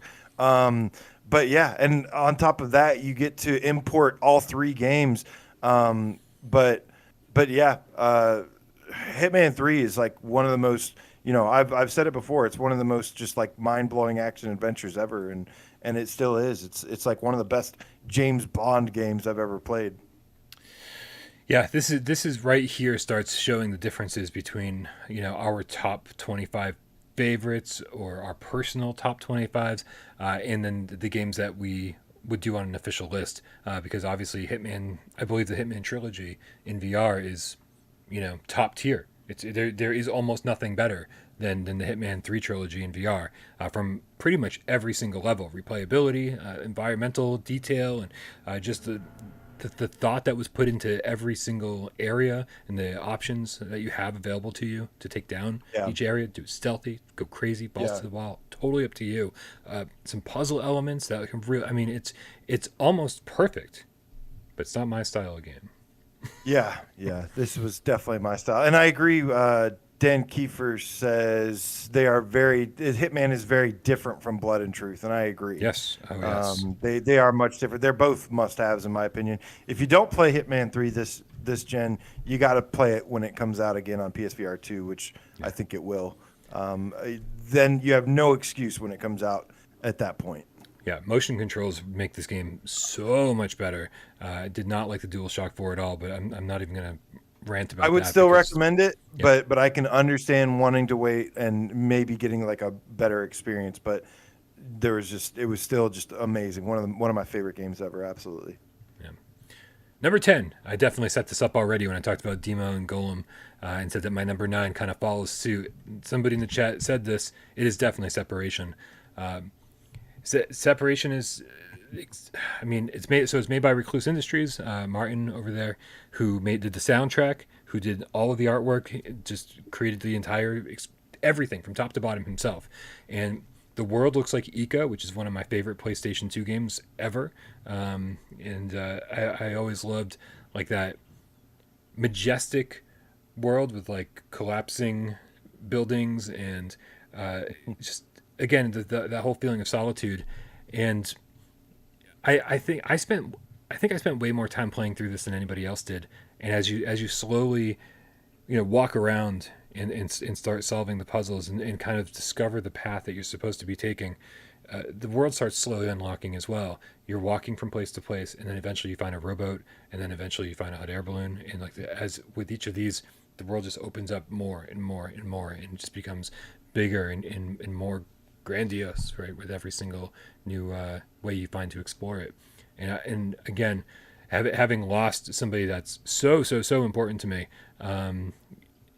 I couldn't stop thinking about that person the entire time I was playing, and about this feeling that that I felt so connected to this game because of that loss, and then to find out that Martin made this game about his dad, who he lost. I was like, yeah, he fucking nailed it, man. He absolutely nailed that connection. Such an emotional journey. And so 10, 11, 12, that's my emo section of this list. Wow, really, really great indie game, and definitely the combination of when the music kicks in this game and mixed with some of the visuals, I can definitely nothing but respect here. That being said, I like this you if you keep going this route, it might start swaying more towards my favor. So keep it up. um, but yeah, excellent game. Dude, Separation's like $12.99. Go fucking buy it. If you haven't played Yeah. Separation and you just want like a nice solitary like quiet adventure, it's that's like really introspective, like fucking $13, guys. It's amazing. All right, I am on. Let's see, number 8. Now, again, if I say anything from your top three, don't mention it. Yeah, that's an interesting. I rule would that have you said top created. five, but you've already said. Yeah, top three, science top and three. stuff. Dude, it's already been 90 minutes since we started the show. This can't be a 3-hour Well, episode. you have my number 9, the persistence. Mm-hmm. We already did.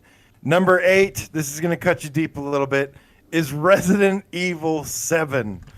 I mean, what more can I say than this is the best horror game I've ever played in my life? What more can I say than fuck you, Bryan? Like, this is the biggest fuck you you've ever. Like, this. Dude, go.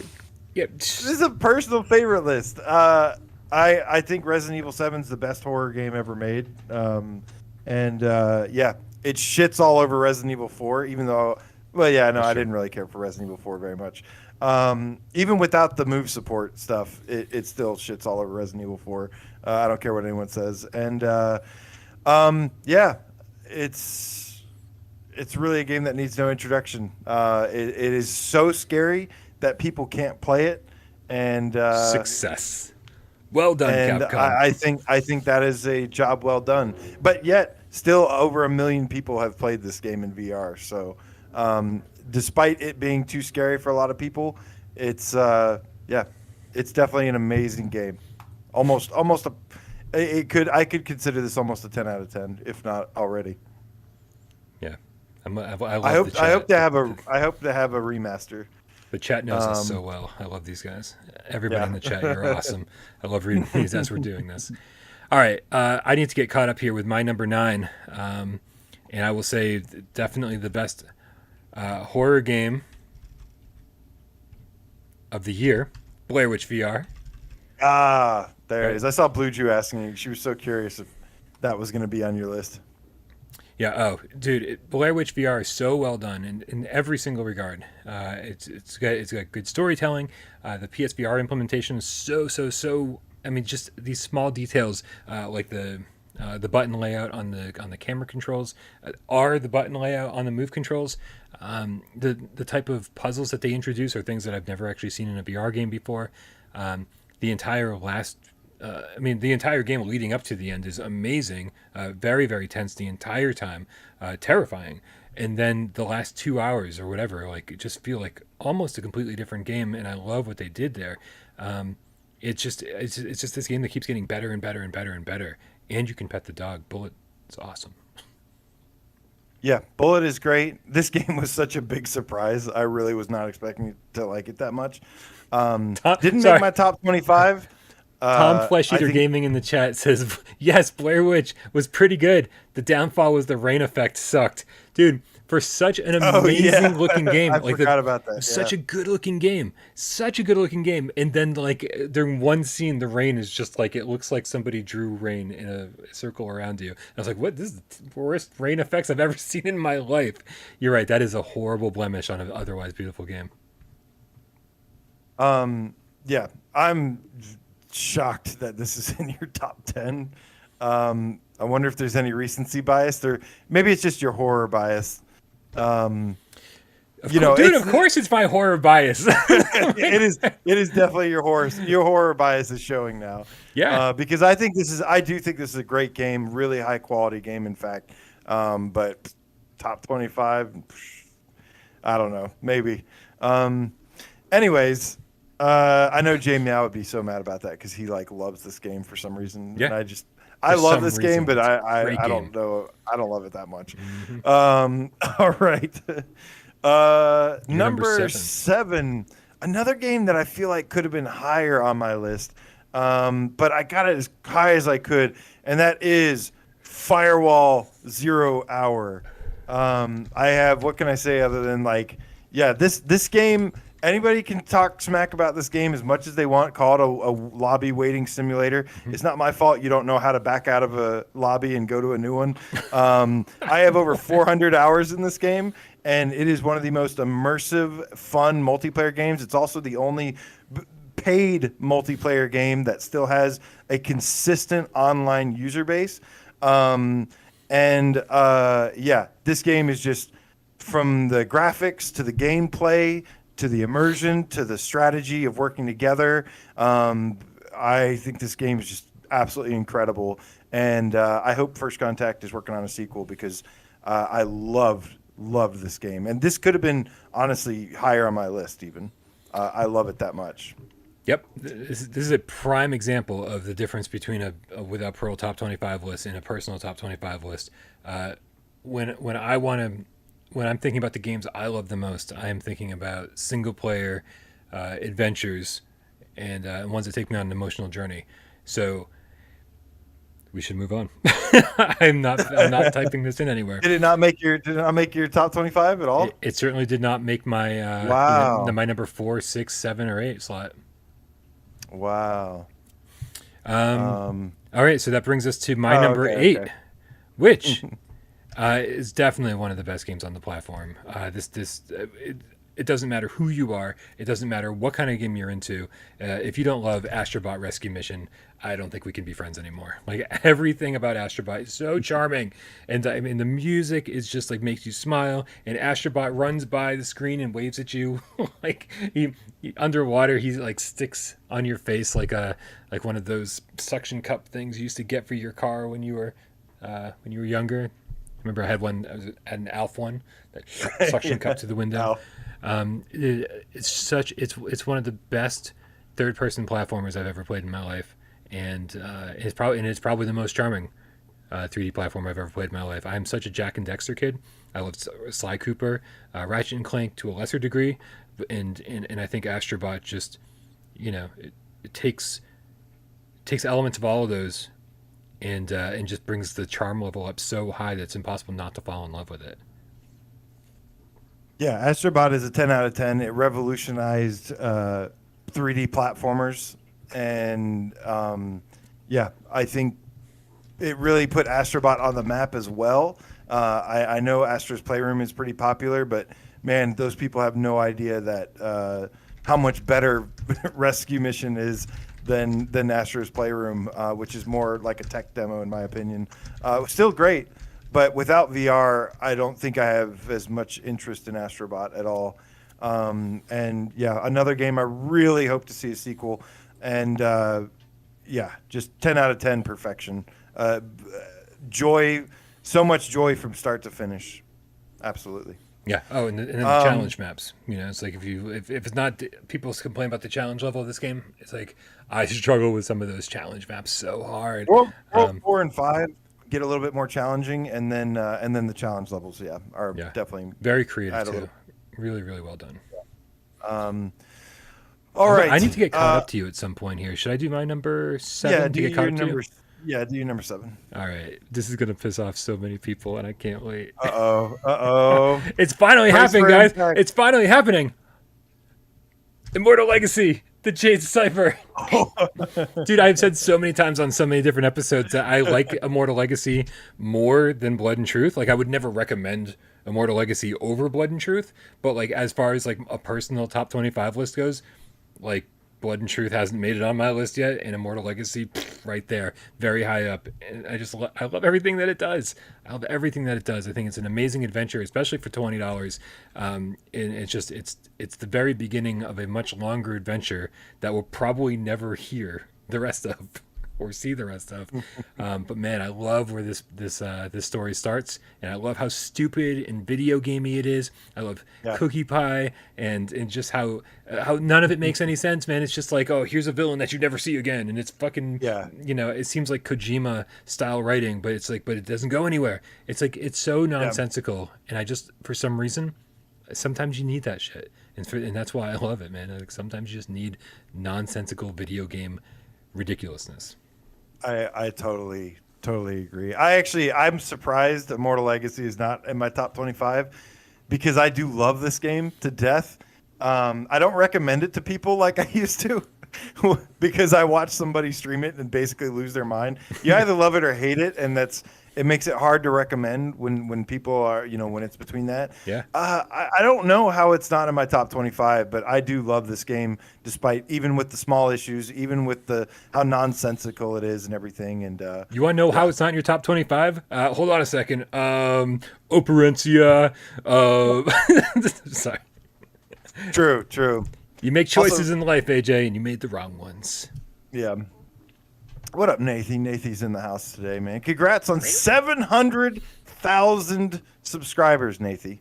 I am proudly one of those, and can't wait to make PSVR 2 content together. It's gonna be good times, man. I think I'm one of those. Yeah, how could I not be subscribed to Nathan? Obviously, I'm definitely one of those. Yeah, that is a huge milestone. I can't. We have like 10 years. Only we're like 10 years away from getting there. We'll be there too, though. Don't you worry. Luber, the Underground Game Cat with the €2 says the leeches in Immortal Legacy are almost RE7 level scary. I mean, you know what? I'm going to take. Listen, I might not agree with that statement in particular, but I need all the ammunition I can get. Right? It's like, yeah, bring it on, guys. Bring it on all the Immortal Legacy love. So thank you very much, Luber. I need all the support I can get. All right, so I think that gets us caught up. So what is your number 6? My number 6 is the game that I think has the deepest, most well-crafted, immersive features when it comes to interaction and physicality and physics. Shadow Legend is number 6 on your list?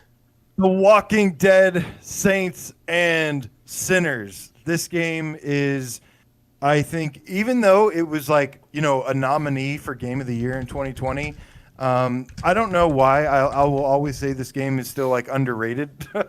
I can't say it's underrated because I think everybody praises it and says it's an essential, and I couldn't agree more.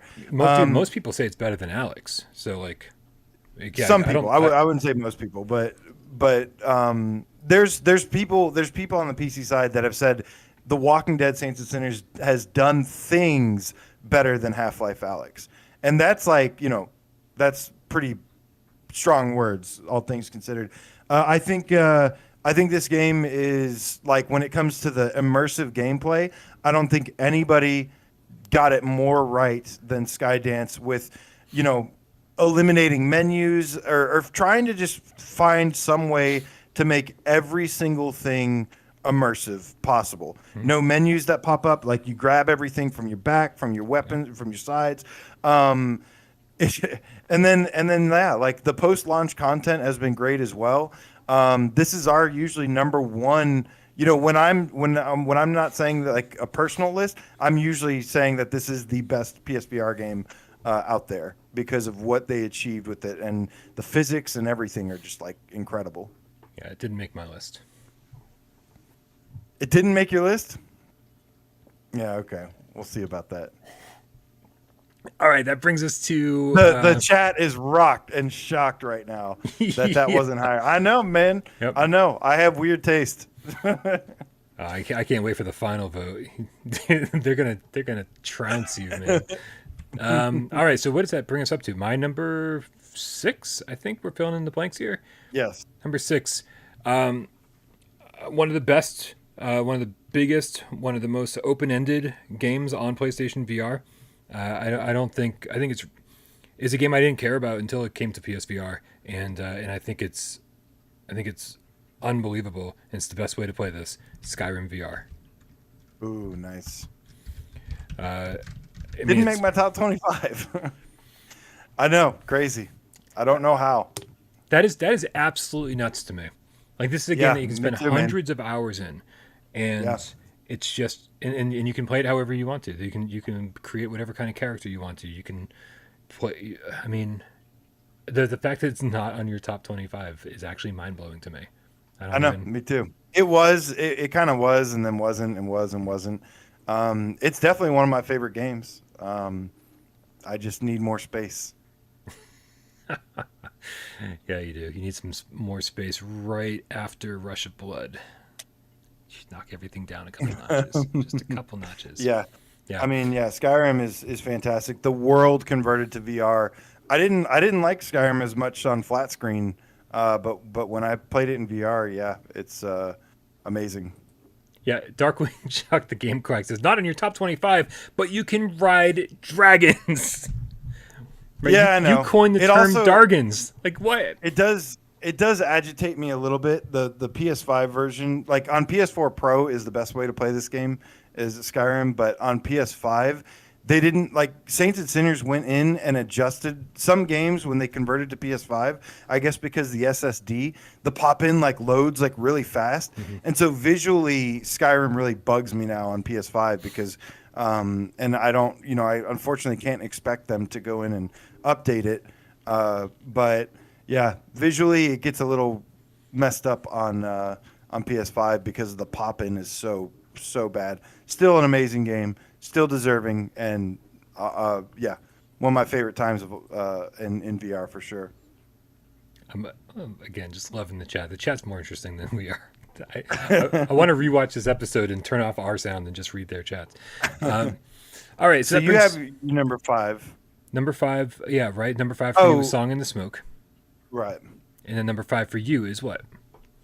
Number 5 for me is everybody was asking about this, and I had to be like, no, this is where my I called out your horror bias. Mm-hmm. This is where my sci-fi bias comes into play. The Solus Project.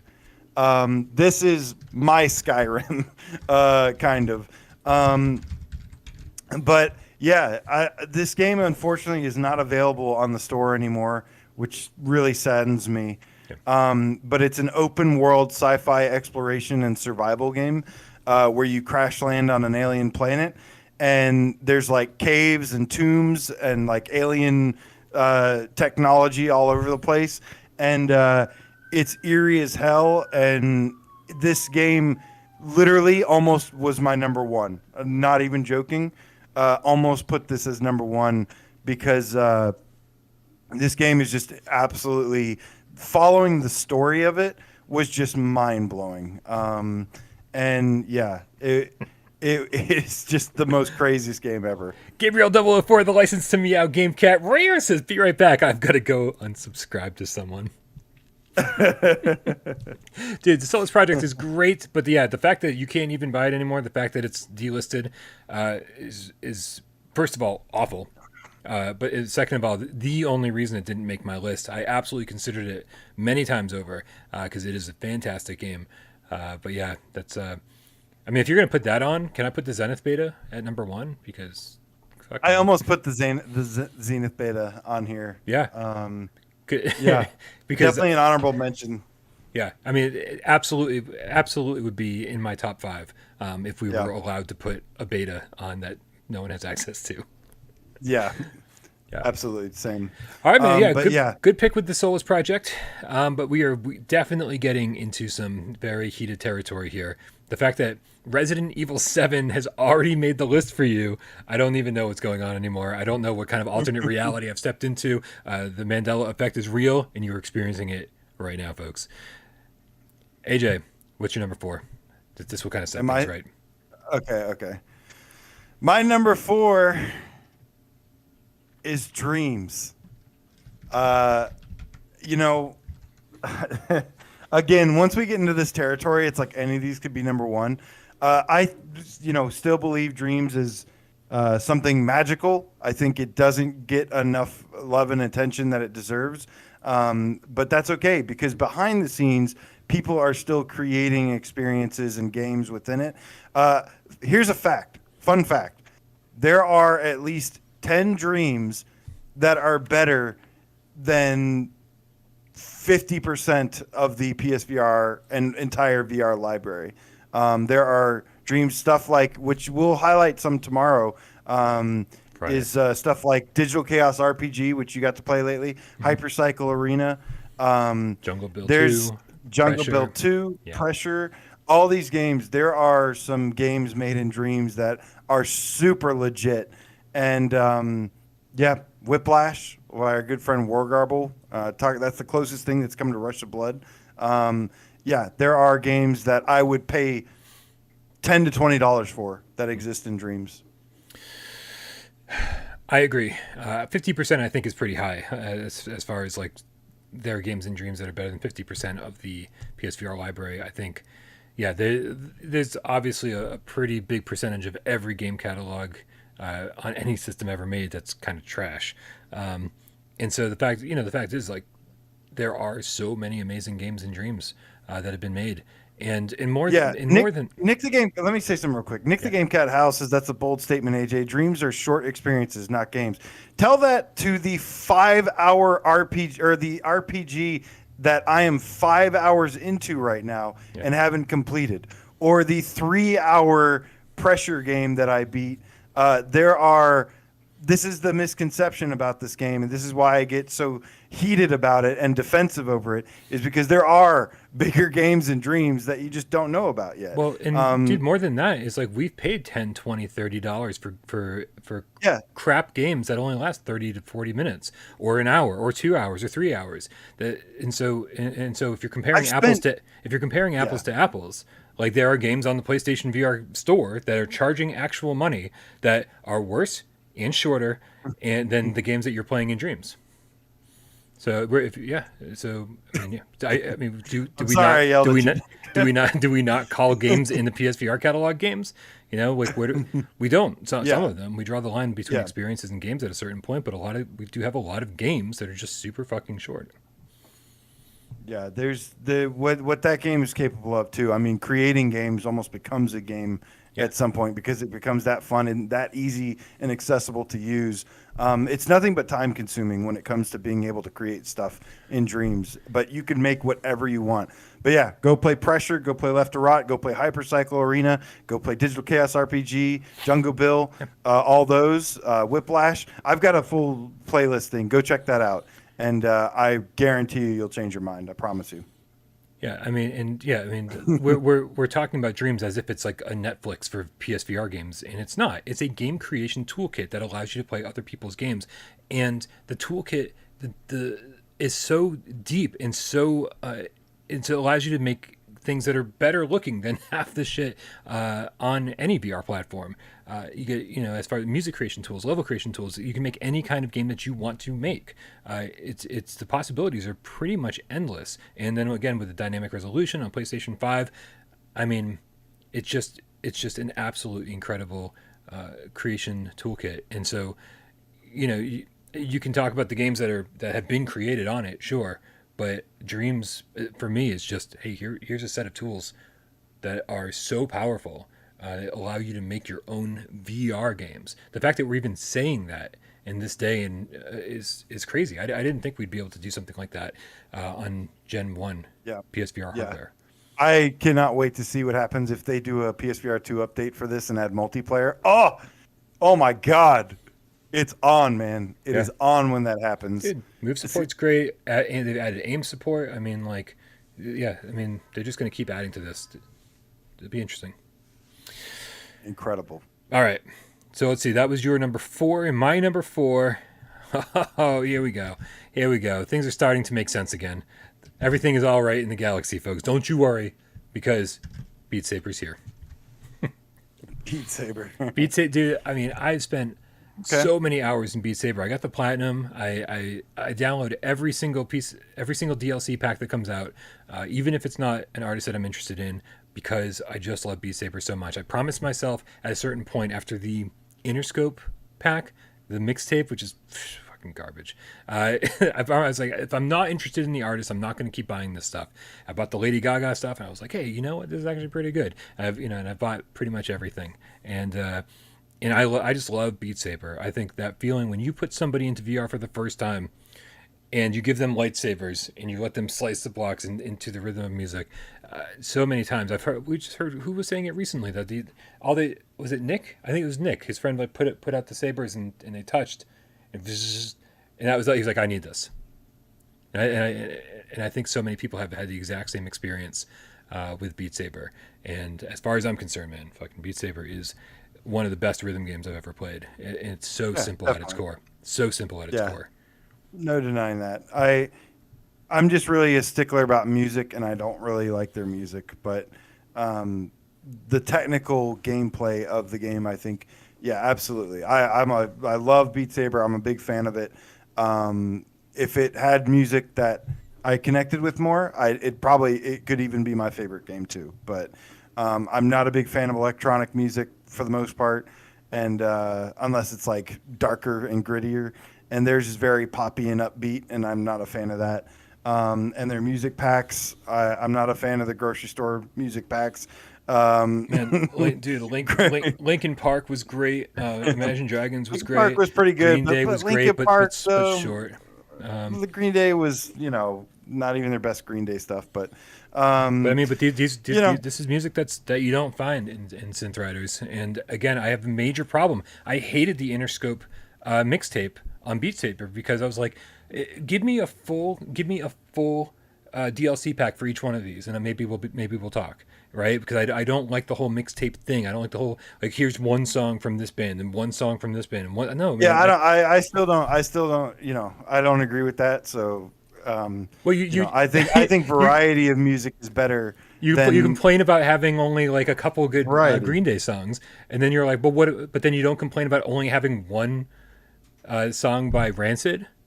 It's like, okay, Yeah, because all right. because there's a metal song, there's a punk rock song, there's a Muse song, there's a all sorts of there's oh yeah, there's a synthwave. couple of Muse songs. Yeah, Yeah. So yeah, yeah. no, I like the variety more than and the song selection more. But again, music is subjective, and that's my only reasoning behind it. I love Beat Saber though. It's a great pick, man. It's a great pick. At my number three, You don't have to make me feel better about it. We all know you're in the wrong here. at number three, Here we go. this is gonna shock some people. My number three is No Man's Sky. Yes, I think it's an incredible open universe game. I love exploration. I love sci-fi, and so yeah, it's just what can I say? It's got vehicles. It's got jetpacks, Brian. It's got exploration that is like endless, pretty much. I've got like 600 hours in it. It is one of my favorite games of all time, and yeah, there's like I don't even know. I don't even know what to say. I don't even know what else I could say. From riding dune buggies to riding dinosaurs and pets and giant butterflies and stuff. Yeah, I think this game is amazing. Yeah, it sure is. This is one of those games that, like, man, if I'd spent, if I spent 50 hours with this game, I know that I would fall in love with it, and I think it's absolutely amazing for what it does. But I just can't. I just couldn't put it on my list. I was like, this is because I haven't reached that point yet. I think it's what it does is absolutely incredible, but it's still not doing the thing that I want it to do, which is again why it doesn't make my favorite list, my personal list, which is again, guys, what we're doing here. Don't forget, this isn't like the new official Without Parole list or anything like that. It doesn't give me like the story driven, narrative heavy campaign that I'm looking for. It feels very Yeah, that's not what it is. yeah, exactly. And what they did deliver feels very tacked on. And I don't get for me, you're like, oh, this new world is so different than the last world, and I'm like, but is it? And for me, it's not, and I'm just like, okay, it looks different. And No, you haven't explored enough. Then, if you think that game, there's nothing that pisses me off more than from people that say, oh, like this game doesn't change in landscape or the structure of it. It does, but not in any meaningful way, as far as I'm concerned. It changes a lot. Like again, for exploration, yeah, maybe after 600 hours. But what the common mistake some people make is that they don't get there's like planets you can explore around in the galaxy, and there's some that you can't go to when you don't have your upgrades to your ship, and so they don't go there, and so they go, oh, well, this all these planets in this one system look the same. Well, they're in the same system. Yeah. There's rare systems. There's if you dig deep enough, you find that, and that's what I spent 500, 600 hours doing is exploring, and I got to see these wonderful variety and depth of how far this stuff actually varies, and yeah, it's I don't know. Like, yes, it is procedurally generated, but that goes deeper than what most people believe. Yeah, or I mean, know. I guess watching all of your streams and watching other people play hasn't clued me into. You don't watch my streams. Shut up. It's all. You the clearly same. don't. It's all the same. What I want is to go to a update world that they bring to this game too is like Now that I'll Like, agree with. huge, That I will huge. 100% agree with. I think the updates in this is amazing, but again, it feels like a sandbox universe. Universe. Yes, it And is. again, sandbox games for me are just like not something I gravitate towards. And there, because Right. sandbox games in general are missing the things that I like about games. And No Man's Sky is absolutely missing those things that I like about games. And so it's like, oh, check out this world and look at the materials you can find here, and you can sell them for this. I'm like, yeah, but what about the meat? And for me, No Man's Sky is Exploration is the meat, and yeah, it has a entire buffet of exploration yep. and vehicles to do it with and stuff. If it's not for you, that's fine.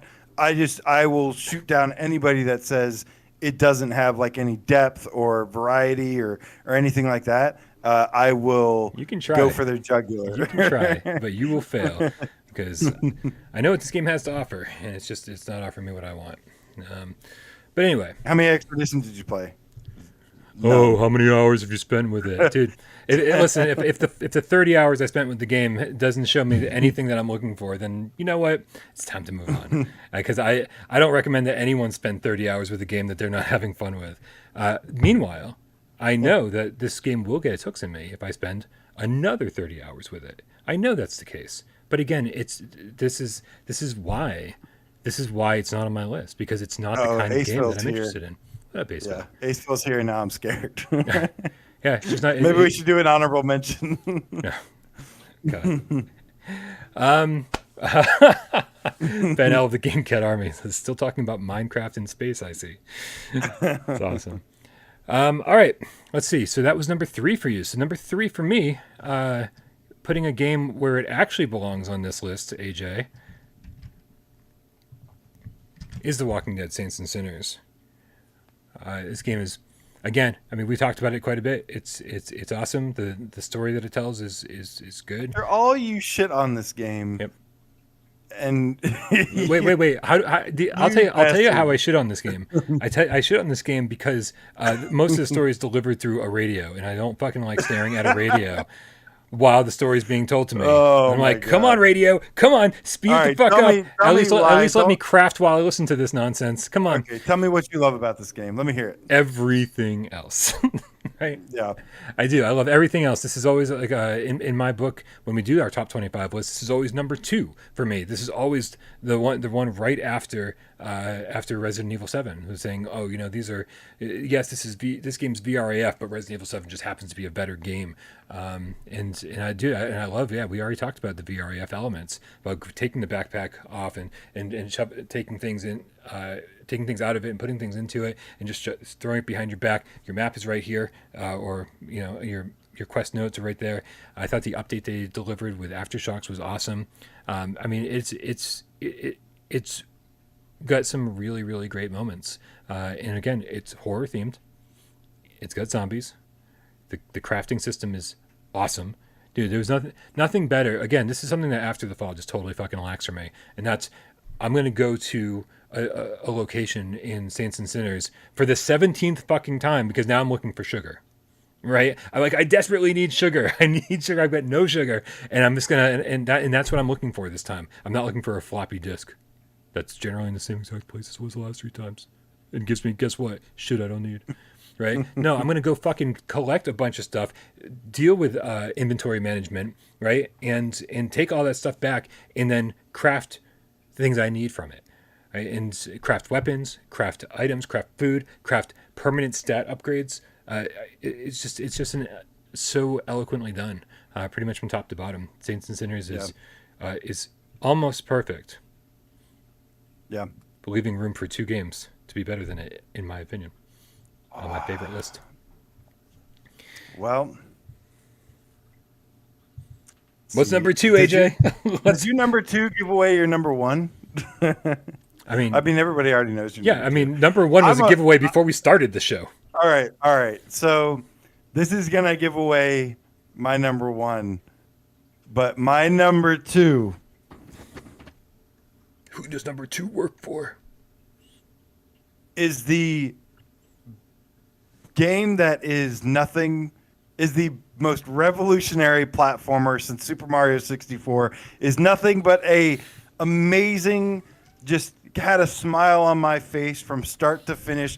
Proved to all the naysayers out there that third-person platformers can work in VR. And so to all of you naysayers, I extend my middle finger and say Astrobot Rescue Mission for number 2.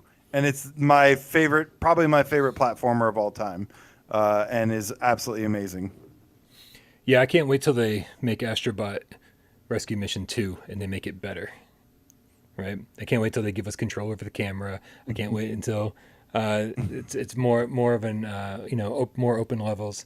But man, yeah, for a first outing, they absolutely killed it, man. Number 2 is pushing it. I don't think you're going to get much opposition in the chat for sure, but that's why I got Tornado over here, because it could have been on number 1, honestly.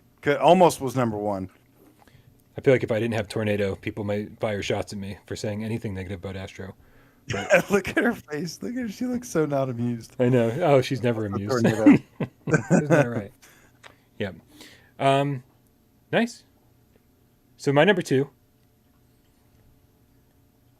I can't believe you rated this so low. My number 2 is Dreams. Okay. Dreams. I still think Dreams is one of the best reasons to own a PlayStation 5. One of the best reasons to own a PlayStation VR headset. And it is just Ian Stanbridge. You don't have control over the camera. That's yes, you can turn your head. That's not what I'm talking about. You know it. No, dudes. Dreams is just incredible. We've already talked at length about it, and I just think that it's such powerful creation toolkit.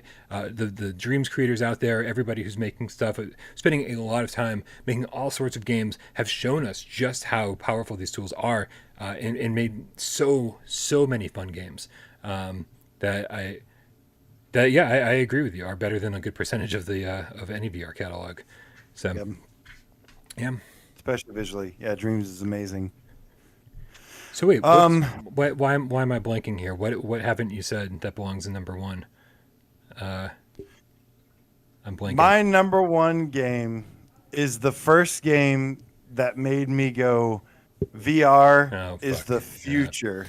VR is the future. When I played this game, I started the list with saying my favorite writer on for any game ever is Rob Yescombe, and I will top off the list by saying my favorite game on PlayStation VR is Farpoint, baby. Woo-hoo-hoo! Man, I think the gunplay is some of the best. I think the gunplay, even the guns feel heavy. I love the story of this game. The story, I said there's only a couple. There's 2 games really that made me cry. Farpoint made me cry from the story, and I think it has some of the best characters, most memorable characters. That are absolutely amazing. I love the story. I love how it starts out like Starship Troopers and then goes into Terminator. And I think this is a AAA level game. And on top of that, I also love the co-op. I think the co-op is some of the most fun I've had with friends. Shout out to everybody I've played the co-op with, including yourself. Also gave us this beauty here, which is one of the best accessories, controller accessories of all time. I don't know what else I can say about this game. I love Farpoint, and it was the moment that I first said VR is the future of gaming, and this is a clear example of why. Yeah, it's a good thing the story's good in Farpoint because, yeah. I love everything about it. I think the AI of the enemies are really good and underrated. Everything about this game I love. This game is meant for me and is just so special to me and near and dear to my heart. Ben L of the Game Cat Army with a $5 tip says, AJ did start the stream brandishing his aim, so this was kind of predictable. Yeah, I'm surprised you caught that. That's super funny. I didn't think anyone was going to catch that, but I did that for that reason. I mean, Uh, we've talked about it before. I think publicly many times, I and you've love the said ending that. of Farpoint, by the way. For everyone commenting about the ending, I love the ending of Farpoint. Don't play the Souls Project if you didn't like that ending. Then, Yeah, you said it before that you said that on your, on your biased, on your personal, on your favorites list, something that's not an official top 25 list, that Farpoint would be your number one. So I'm actually not surprised to see it here. Um, yeah, I really like the additions they added to this game. I've gone on. What are you doing? Does everything still work? Does everything still work? Tornado almost took down the stream poddedly. Um, I Farpoint is just. I just don't think the level design is very good. I think that it's broken up into four very distinct segments with no transition between them. It's just big wide corridors for you to explore with no reason to explore. It's very straightforward, yeah, very. and I don't really care. I mean, it's the same reason. Like you talk about like Immortal Legacy or something or whatever, and it's got all those issues. So what? Yeah. It's those aren't even issues to me. Yep. Like those are just people saying, well, that's why it's not for me. That's fine. I don't think those are necessarily bad things. I got into VR originally because I thought that that's where like rail shooters were going to go, and I got something way more with Farpoint than any rail shooter will ever do. And yeah, it's like I said, heavily story-driven campaign, sci-fi universe, and just phenomenal storytelling and acting. Really mad props to the actors, voice actors as well. One of them played Abby in The Last of Us. Yeah, so she went on to have a great career. Rob Yescombe went on to have a great Netflix career. And yeah, I don't know. 100%, yeah. I love the open-ended ending where where it kind of like lets you kind of think a little bit, and yeah, I don't think every ending has to be just like a cliche happily ever after ending. And it's and I love the ending makes you think, and I think about it to this day, and yeah, like just so much. Laura Bailey, thank you, Elsie. Genetic Blasphemy, the reverse engineered game cat with the $5 tip, says, I'll never see the rest of Farpoint because of that damn mega spoder that I cannot get past. Great list. Thanks, guys. Make this a yearly thing. Sorry, I went too far. Donatello, the scientist game cat with the $20 tip. Says, beautiful list, boys. I'm so happy you guys had pretty different lists. All of these games are great, but we all know Resident Evil 7 is always number one, and I think that's probably a good time to put in what we all knew was coming, and that's Resident Evil 7 on top of my list. Dude, just an amazing campaign. It's one of the best looking VR games I've ever seen. It is absolutely beautiful, handcrafted from beginning to end. So much detail. Such memorable characters. It is, and the most important thing is that it's absolutely too scary for most people to play, which I think should mark it down as an absolute success of a horror game. And I love horror, and I was terrified to play it. Like I was scared to open every single door, and it was terrifying for me to get through. And then to give you a reason on top of that to play through it over and over and over again, playing it on different, on Madhouse difficulty where things are slightly mixed up, items are in different places, and you have to play it a little bit differently. And then you're unlocking the Albert gun, the circular saw, infinite ammo. Like you're unlocking things every single time you play it. It just gives you more and more reasons to go back and play it. So it makes one of the best games ever made even better. I mean, people will say that it needed DualShock 4 support. I mean, you needed move support, and I don't disagree that it would be even better with move support. But I think that the head tracking was such a great addition to this game that it's practically perfect as is. And plus, all the DLC, Jesus, all the DLC is unbelievable. Some of that DLC. Like Nightmare Mode, right? Like that would be if that wasn't DLC, if that was its own game. 21 Nightmare Mode and 21 are great. The other ones are just meh, but Nightmare Mode and 21 are great. Yeah, I think they're all pretty damn good. Not a hero. End of Zoe. I mean, like better again. Both of those are better than most PSVR games. End of Or Zoe is an most VR example of games. End of Zoe is definitely an example of something that would have really benefited from move support, Yeah, it being would have able been to great. punch. I'm really hoping Resident Evil 7 gets a remaster with the orbs and PSVR 2. I would love for that to happen. Because yeah, I'm not going to do what you did and nitpick all these little things about it like I could though. I think it's a You well-deserved can. number We do one it on spot. every single top 25 list, right? This is not some boring Yeah, corridor shooter. Just kidding. Wolveraza with the $3 tip says, "Merry Christmas, y'all. You guys work so damn hard at this.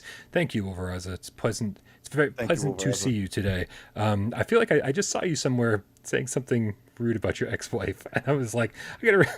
Like, it's stuck in my head. You're like I forget where it was, but you were somewhere, and it was funny. Let's see. We got one more tip I want to read off. Et.2k9.now, $25 tip says, "Thanks for sharing your lists and memories." And I think that's what's so good about this event is that we actually got to reflect on games that we don't always talk about and Yeah. why they are some personal favorites of ours, even if they don't always make or will ever make an official top 25 list on Without Parole. Yeah. Yeah. Super hard to do. Got to give some honorable mentions to super hot Super Wipeout. hot. People were mentioning a bunch. Big Wipeout is time. so good. Oh, see, that's Um, the thing, right? Is like I'm just not a racing fan. Like I'm a racing fan like when I play with other people and say, yeah, whatever, it's great. But like in general, like racing is not on my top 3 or 4 genres that I love about gaming. It's yep. it's something that's sort of more of an afterthought for me. So yeah, Dirt would have been great. Drive Club would have been great. Yeah. Dirt. Rush VR would have been Dirt. great. Oh, such a great game. Yeah. I actually almost included GT Sport because it's my favorite racer, but it is definitely Dirt Rally and Wipeout are far superior games to it. So, that's the fun of doing just a personal favorites list.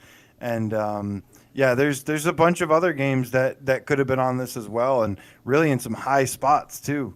But this was a lot of fun, and really appreciate, Borderlands 2 should get a shout out. I almost had Prada. I saw some people asking about that, but no.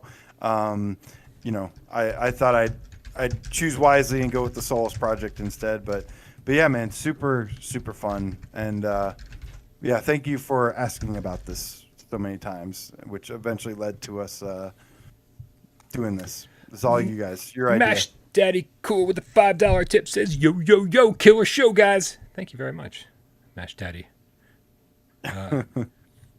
We got Cerebral Frost with a $10 tip says, "Sorry I missed it, but I'm digging these lists." Thanks, Dan.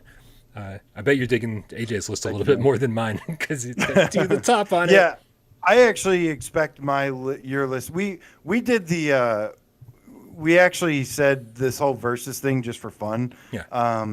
But yeah, this was just for all fun and whatnot, and definitely went with personal list, not what I wanted to.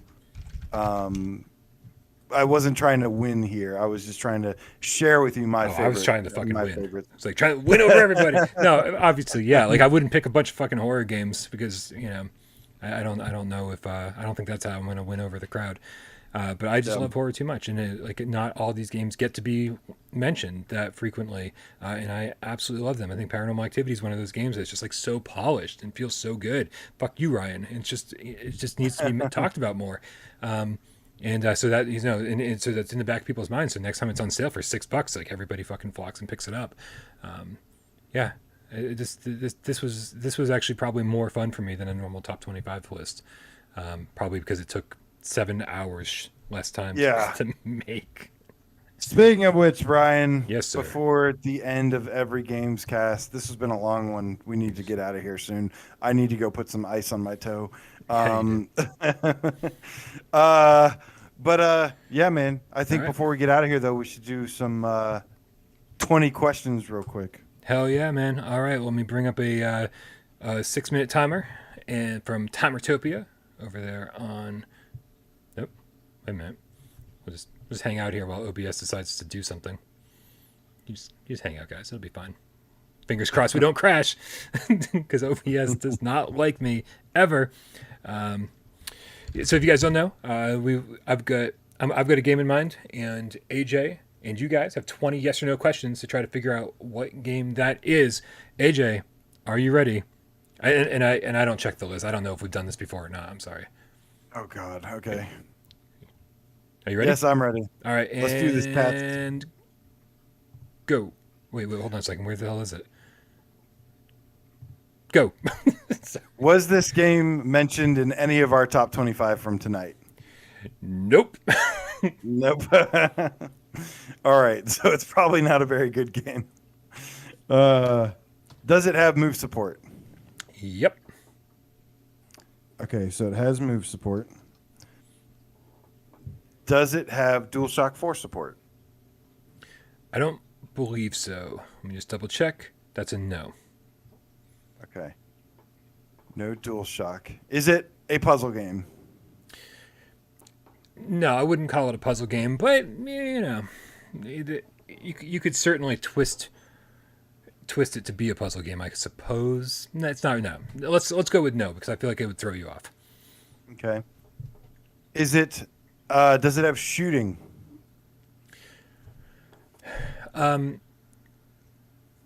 It may, but it's not like a gameplay mechanic. It's certainly not what you think of. And again, I have to say no because saying yes in any regard would steer you down the wrong path. No, it doesn't have shooting. Okay. Let's see, it doesn't have. Okay. Do you use a bow and arrow? No. Okay.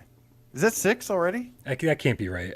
I feel like No. something happened, right? I did moves. Mm-hmm. I did puzzle, DualShock 4, shooting, and now you're on 6.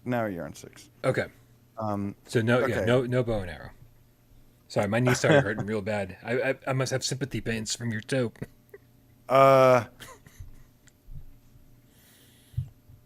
Is it? Let's see. Are there vehicles in is it vehicle based? Do you control vehicles? No. Okay. Did it come out in 2021? No. Okay.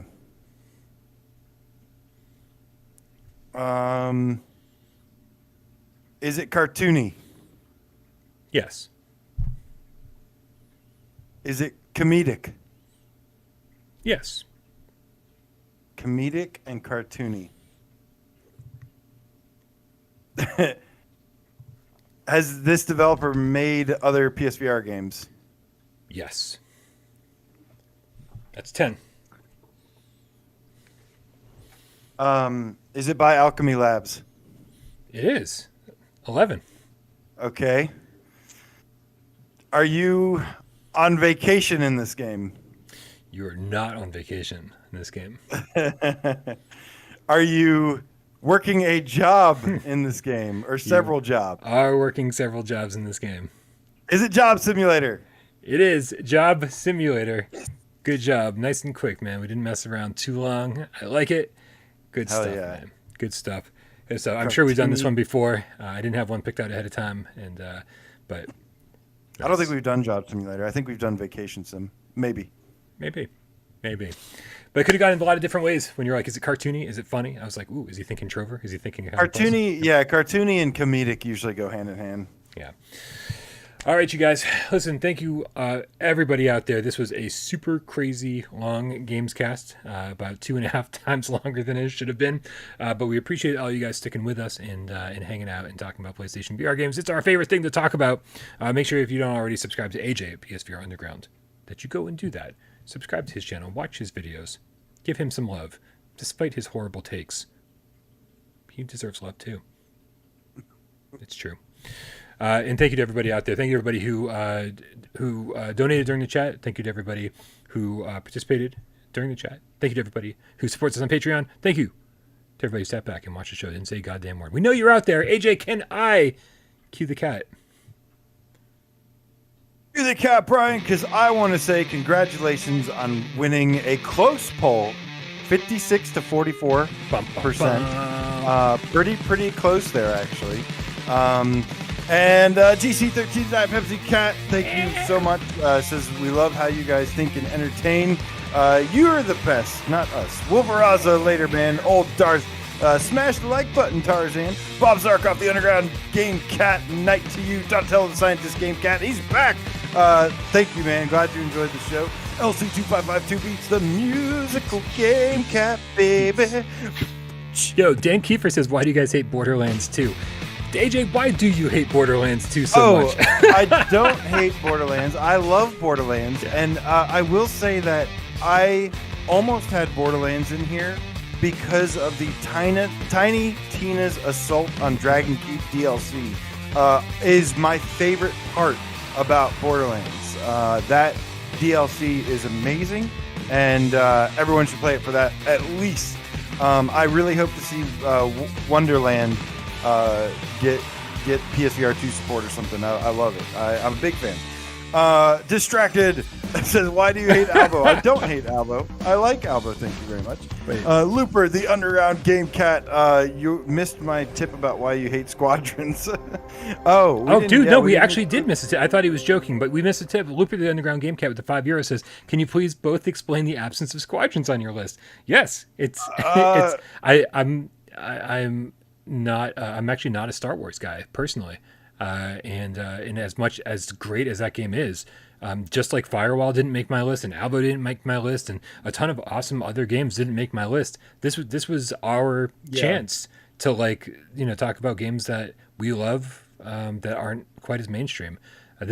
Squadrons should always be high on the list of must-have PSVR games. Yeah, and best games for sure. Exactly, but not when it comes to just us talking about our favorites. Sergeant Frosty, I hope this stream was your childhood. Nick the Game Cat How says, why do you hate Sniper Elite? Twitch of the Single Player Game Cat says, why do you hate Arashi? There's so many. Everything is. Sally Mango says, why no Jeff Minter love? Right? I almost had Polybius, actually. Polybius is so good. I was this close to having Polybius on my list. We only got 25 spots. You all will be so happy when we do our top 50 list, I believe. And again, this isn't a best of list. They won't be happy. They'll be twice as pissed off because we had twice as many spots in their game still didn't make it on the list. Yeah.